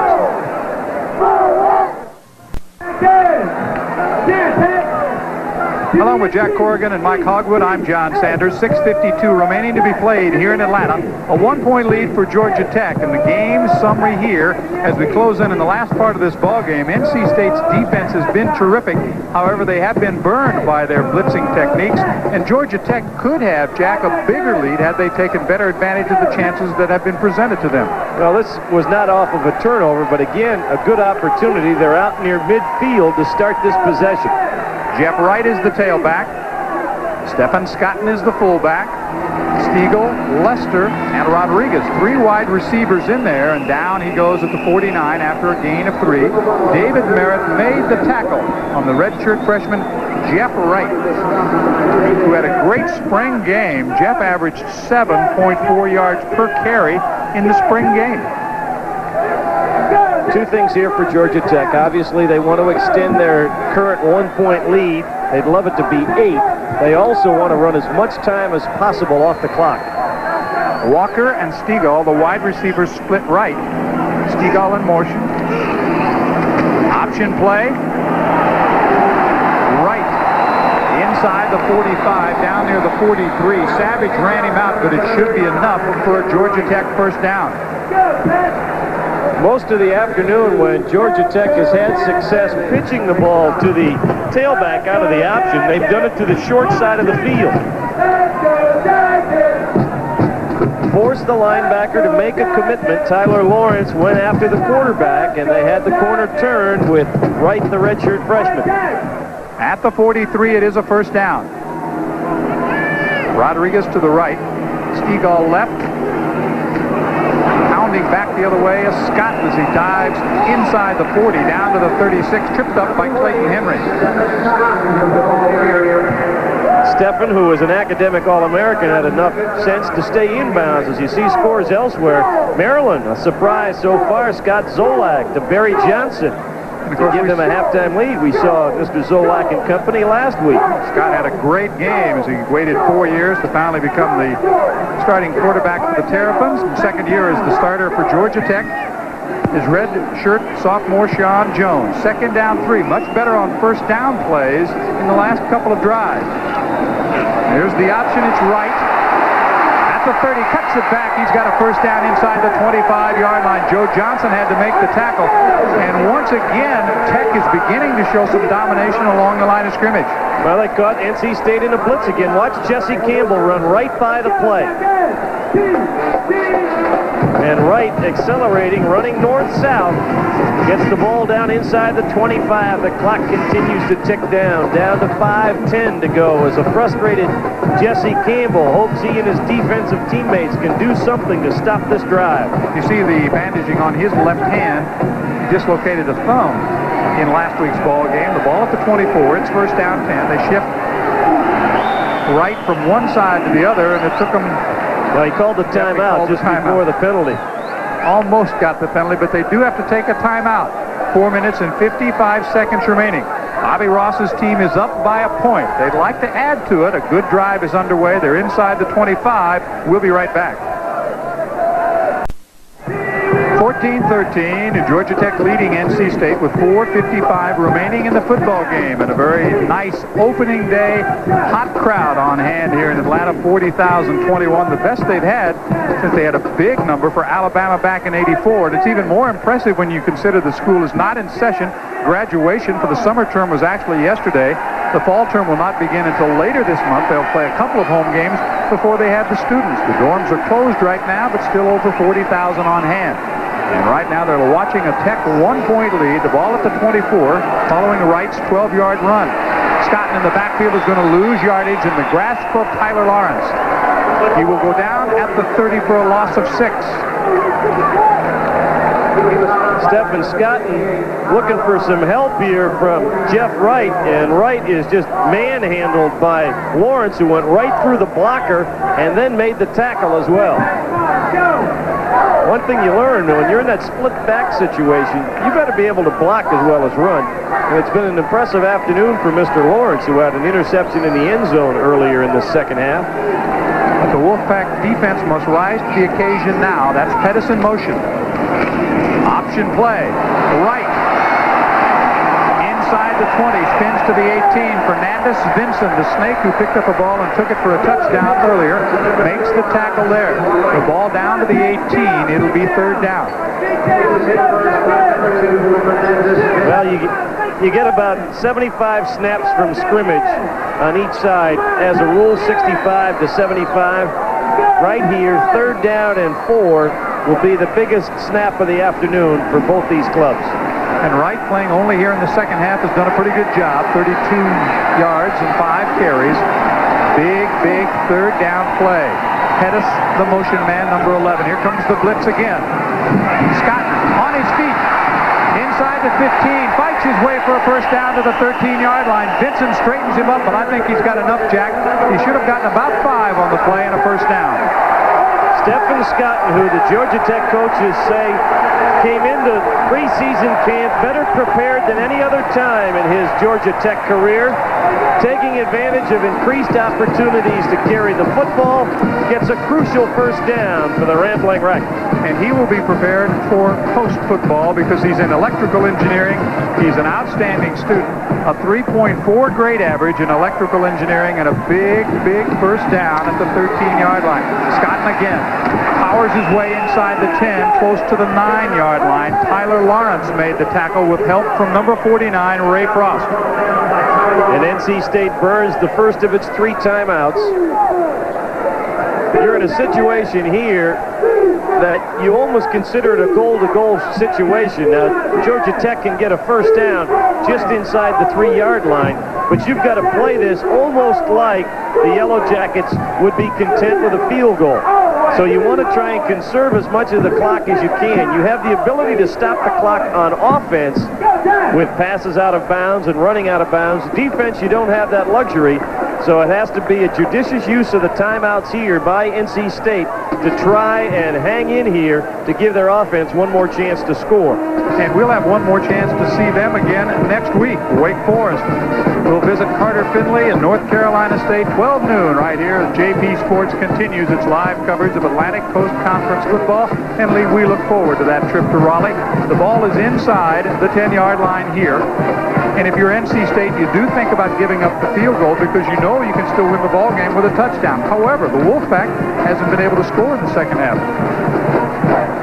This will be the 10th play of the drive when they snap it here on 2nd down and 6 for Bobby Ross's offensive unit. They have brought in Covington, Gaucher as twin tight ends with just Rodriguez as a lone wide receiver. They'll work out of the eye. Wright and Scotton are the running backs. The tight end in motion. Here is Wright. 5, touchdown! Wright into the end zone, and Georgia Tech with 2:49 to play in the game has scored. Derek Gaucher and Tom Covington, the 2 tight ends. Covington in motion and Gaucher, the tight end on the left side, did a great job of creating the hole for Jeff Wright to score the touchdown.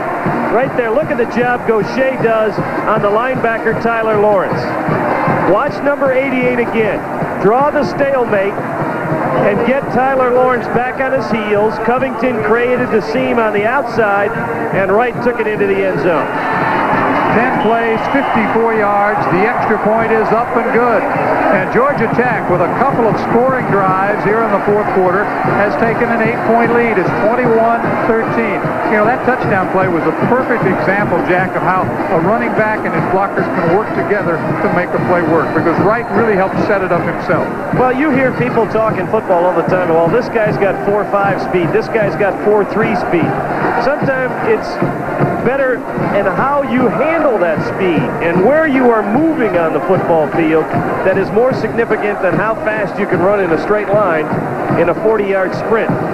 And Jeff Wright, the freshman, picking up with the injury early in the ball game to T.J. Edwards, the fatigue factor on William Bell. We talked about it being a day of attrition and which club would be deeper during the course of the game as the difference in this football game. The Georgia Tech defense has shut down NC State's offense. They've not scored a touchdown on offense. The lone score in terms of touchdown points came on the fumble recovery and return by Snake Vincent. It'll be Sisson to kick off.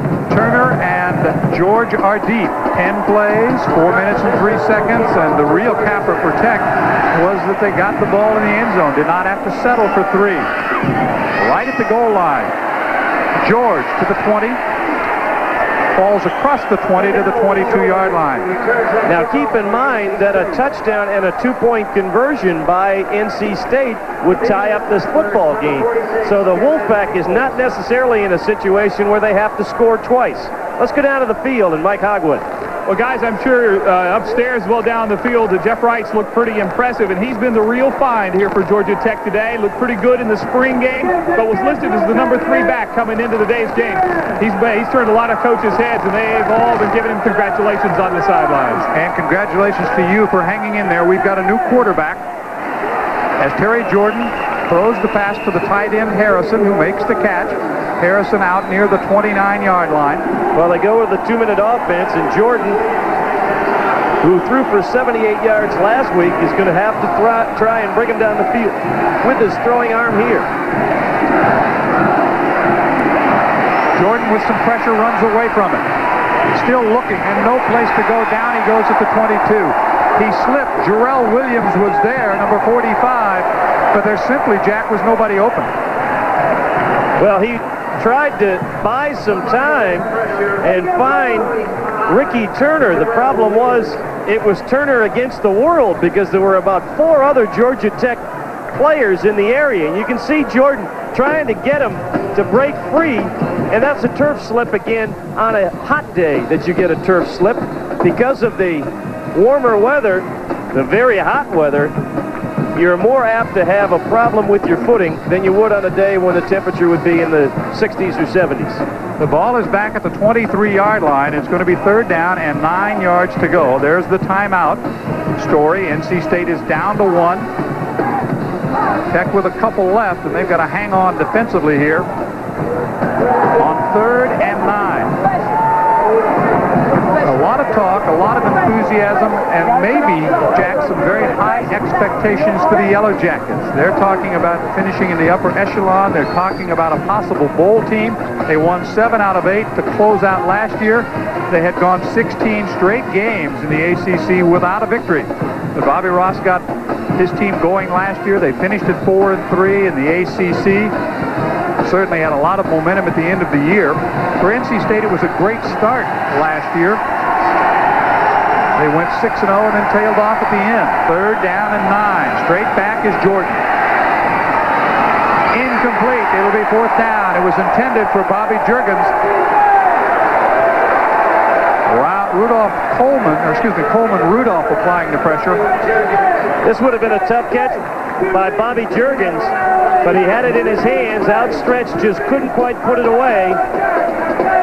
And Willie Clay made sure that Juergens did not come down with the football, and Bobby a little shaken up, and NC State will have to punt it away, and with 1 timeout left, they're not going to have much of a chance to stop the clock against Georgia Tech. Willie Clay is back in single safety to receive the kick of Tom Muse, who started well, but he's tailed off. His last couple of punts not nearly as good as his earlier ones. This one a spinning kick that takes a bounce for Tech. It's fielded at the 44-yard line. Ryan Schultz downed it. It's only a 33-yard kick. The Yellow Jacket fans responding here. This was a big football game. We talked about the high expectations of this team, John, but you have to do it out on the field against a different ball club. And that's one of the things that Bobby Ross talked about yesterday. Yes, he would like to have had a non-conference game to find out a little more about his football team, but he did not have that luxury. He knew they'd have to come out here on a hot day and show what they could do against a very tough opponent. Bell is back in there at tailback now. Wright doing most of the playing at tailback on the last couple of series. Here's Bell. They string it out, and down he goes right along the line of scrimmage, maybe a half a yard. Mark Thomas knocked him down. On the carry for Tech, number 36, William Bell. NC State will have one timeout left. More than likely, they'll use that in a third down situation, either after second down or immediately after the completion of the third down play. They cannot afford to stop it, and with 15 on the huddle clock right now, there will be probably less than 30 or 40 seconds by the time we get to fourth down. 21-13, Georgia Tech trying to hang on to the lead and use up what's left of that clock. Scott stays inbound, works his way out to the 48. Fernandez Vincent made the tackle. 1 minute remaining in the game. Down by Fernandez Vincent. It'll be 3rd and 6, but that is immaterial for Dick Sheridan and the Wolfpack because that clock that continues to roll is the problem. They will not have to snap the ball till there is less than 30 seconds to play.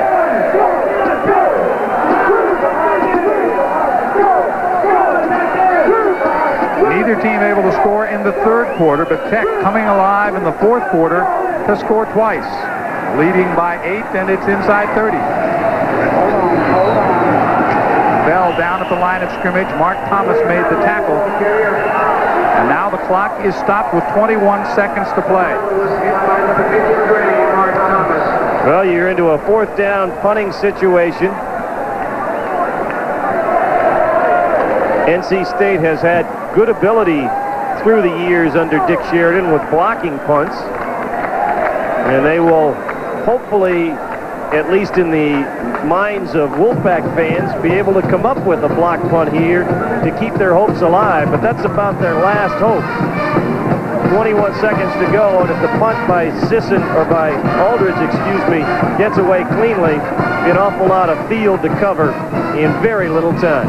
For Dick Sheridan and the Wolfpack, they had the lead most of the day, going up in the first quarter on a 24-yard Hartman field goal, made it 3-0. In the second quarter then, Snake Vincent picking up that fumble, taking it into the end zone for a 10-0 lead. Jones responded, leading his team on an 80-yard march. A 23-yard touchdown pass to Lester cut it to 10-7. And then before halftime, 2:14 to play in the second quarter, Hartman again from 38, and it was 13-7 at halftime. It was still 13-7 going into the fourth quarter. And that's when Tech came alive. An 85-yard march, capped by the pass to Bell, 8-yard touchdown play at the 16-yard line. Straightened up as he gets to the 22 is George. 10 seconds remaining in the game. They'll stop the clock. And then, of course, Jeff Wright with 2:49 to go, scoring on the 9-yard run to push Bobby Ross and Georgia Tech out to a 21-13 lead, and there are 10 seconds remaining. It'll be a tired but happy Tech locker room and a tired and not so happy trip home for NC State. We will see the Wolfpack next week as they host Wake Forest in Raleigh. 12 noon is the start time for that one. 10 seconds left here.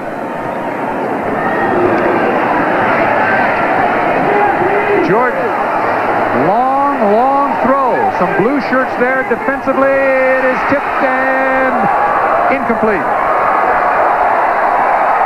Swilling was back there. Marlon Williams had gotten deep on the play, almost came up with the interception. A great finish to 89 has turned into a good start in 1990 for Georgia Tech and head coach Bobby Ross.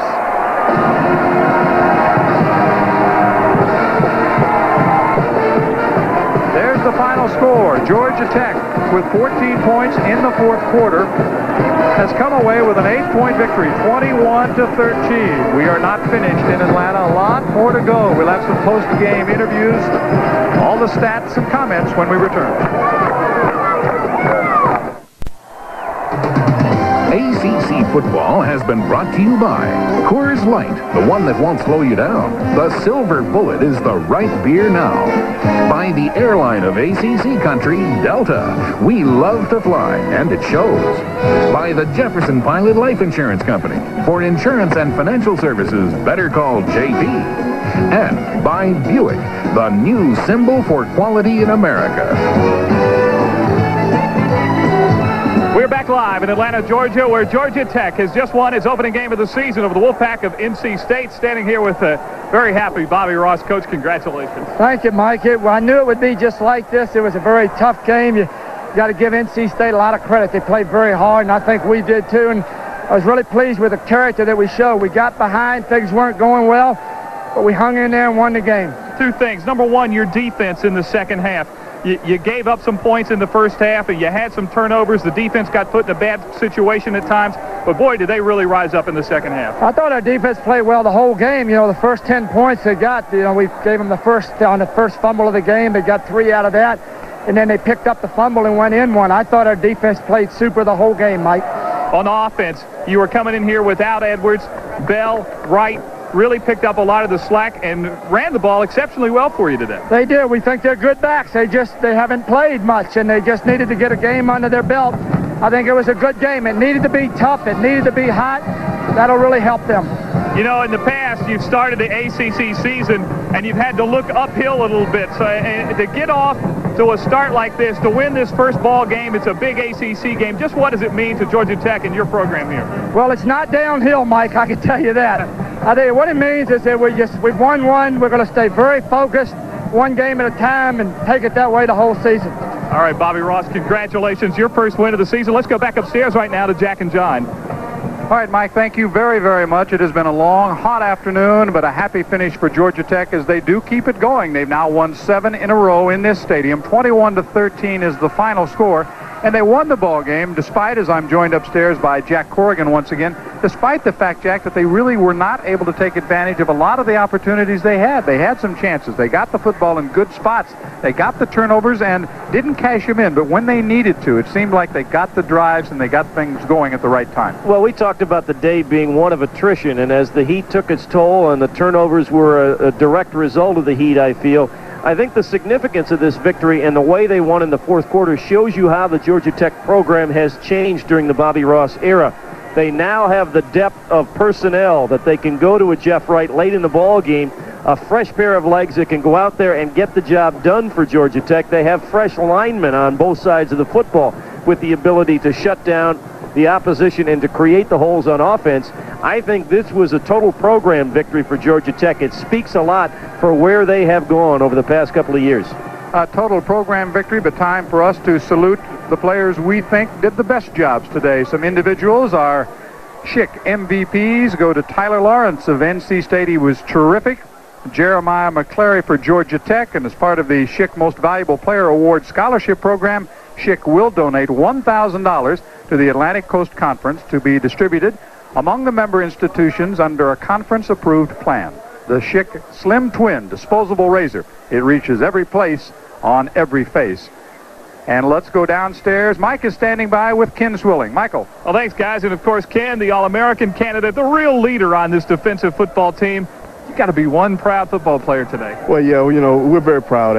I'm proud of my teammates, and I'm proud of myself. We came out and we worked through the heat. It was very hot out on the field today, and we did some things that, we did some things that we didn't do last year. We substituted a lot, and that was good for the people up front. It was good for myself because it gave me a chance to get a breather, and it gave me a chance to, just to recollect myself and come out and play harder. I know, I just standing down here, it was the heat was excruciating just to stand on the sidelines. What was it like in there today?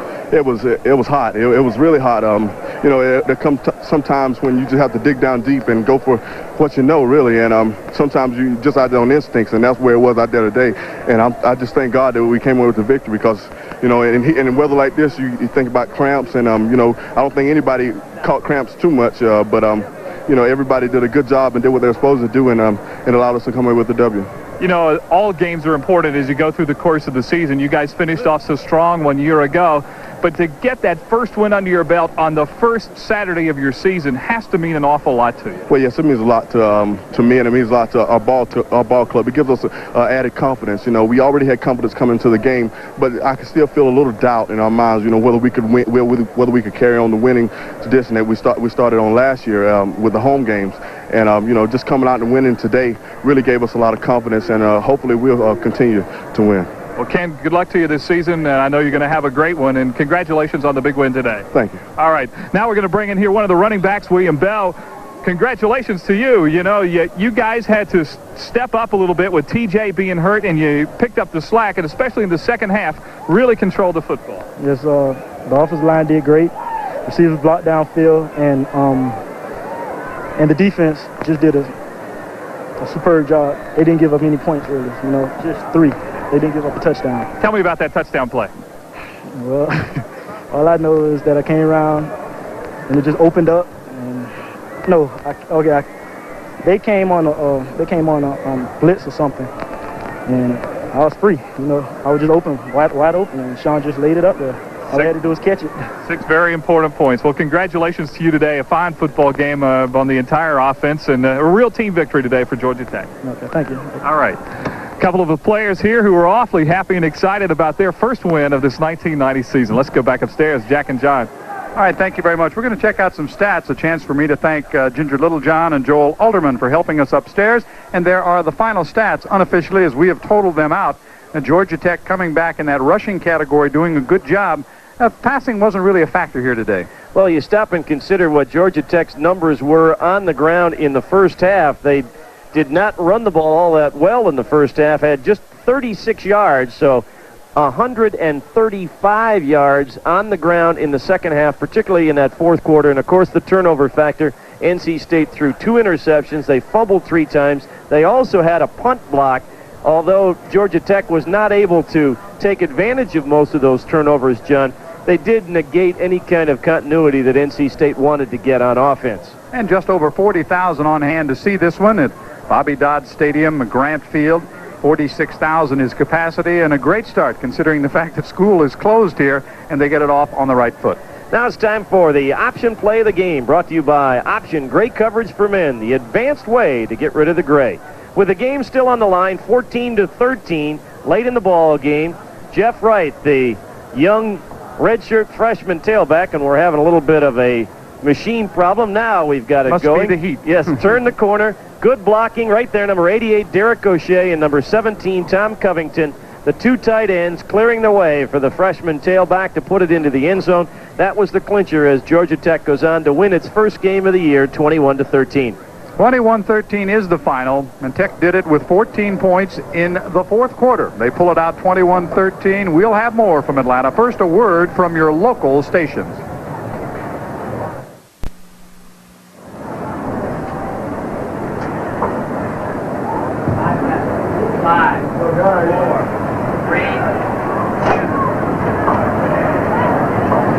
Final once again is 21-13. Georgia Tech the victor today over North Carolina State, and they stay hot. They've won their last 6 in this field. They took 7 out of 8 to close last season, and kind of the downslide continues for the Wolfpack. They lost their last 4 last year. They did not play very well toward the end of the season. Well, we went through that at the start of our broadcast this afternoon, the fact that not only did they have some guys graduate, but they lost some more people. Anthony Barber is gone, Chris Quarters is gone, Scott Adell is gone for various reasons. Chris Williams is not in the lineup, so there were a lot of changes that Dick Sheridan had to make in the offseason. Even though he knew about it, you're still making the changes. And, of course, he had to hope that Charles Davenport could step up and replace the conference quarterback in Shane Montgomery. And you're going to go through the process. And unfortunately, we talked about Georgia Tech opening up against a conference team to begin the season. It's no easier for the Wolfpack of NC State to begin the year against one of the contenders. And I think you had NC State and Georgia Tech here this afternoon, and Clemson and Virginia going to take place within the hour. Those are the 4 favorites in the conference this year. I'll be surprised if we have an undefeated conference champion. So it's a situation where, for the Wolfpack, it's a tough way to start in the conference, but a long way to go. Well, they've got to regroup, and we will see them regroup next week at home as Wake Forest goes to NC State. We will televise that game, also starting at noon, and let's go back down below once again. And I think if we have to give out an MVP award, we do to Mike as well, because Mike Hogwood has hung in all day down below. How you doing, Mike? Oh, man, I'll tell you, I'm hot, but it has been an exciting game, and it was exciting to watch kind of the birth of a few new stars in the ACC, if you will.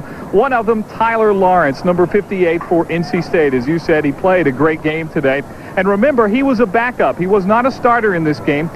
Played the whole game virtually because Corey Edmonds and Billy Ray Haynes, two other linebackers, went down. And that now becomes a real weak spot for NC State, something we'll have to watch next week to see if those two are able to come back and play.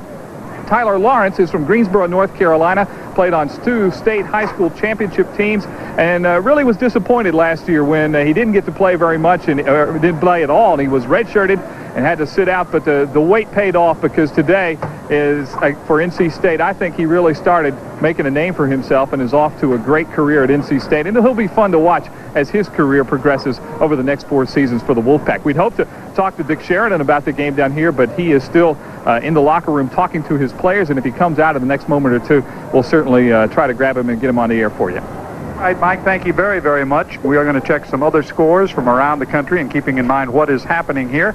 It is Pitt in the fourth quarter leading BC, and the Panthers are playing at home, ranked number 17 in the country. That's not really a surprise there. Swerving, curving, right? But here's the surprise, is West Virginia had trouble last week with Kent State at home, and now they've got Maryland at home, and that touchdown pass from Scott Zolak to Barry Johnson holding up so far in the third quarter. The Terrapins trying to knock off West Virginia.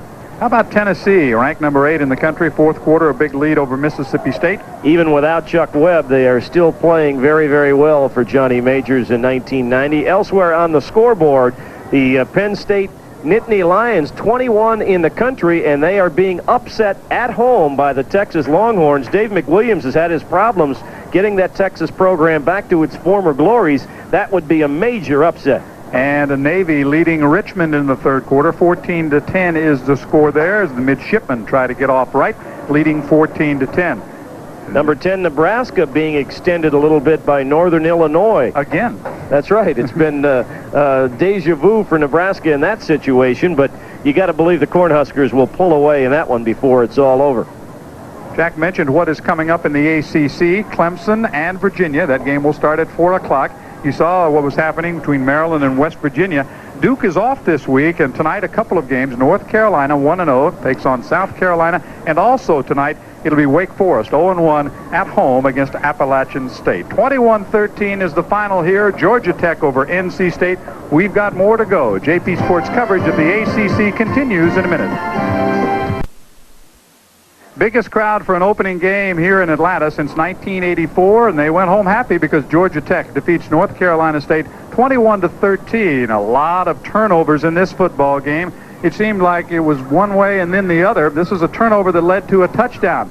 The fumble on the hit there, it's picked up by number 2, Snake Vinson. He picks it up, spins into the end zone. That touchdown for Georgia Tech. And Georgia Tech had the lead. His touchdown early in the second quarter made it 10-0. But that kind of got Tech going because they got fired up and marched 80 yards for a score. The capper, the pass from Sean Jones to the wide receiver Lester. Greg Lester makes a great play there to get away from Joe Johnson, who was called for interference on the play, and then just manages to get into the end zone ahead of Jesse Campbell. That cut the gap to 10-7. A field goal by NC State made it 13-7, and we were that way, John, until early in the fourth quarter. And this was Bell getting outside. Excuse me, this is Wright taking it into the touchdown. It is Wright with a 9-yard touchdown that made it 21-13. Bell had caught a touchdown pass of 8 yards to make it 14-13. That gave them the lead for the first time in the ball game. The final is 21-13. One more break, and we'll be back to Atlanta in a minute.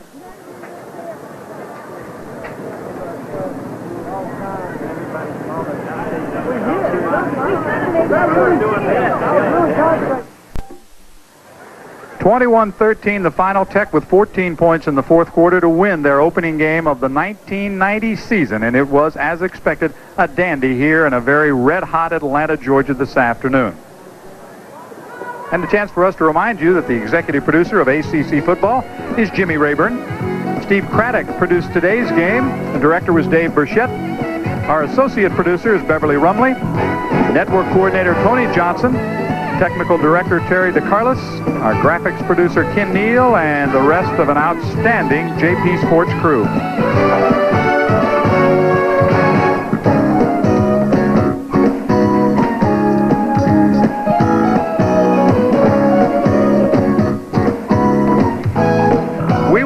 Next Saturday at 12 noon, we'll be in Carter, Finley, and Raleigh, Wake Forest, and NC State. A chance to see if the Wolfpack can bounce back from this afternoon's loss. JP Sports personnel outfitted by Champion Sportswear.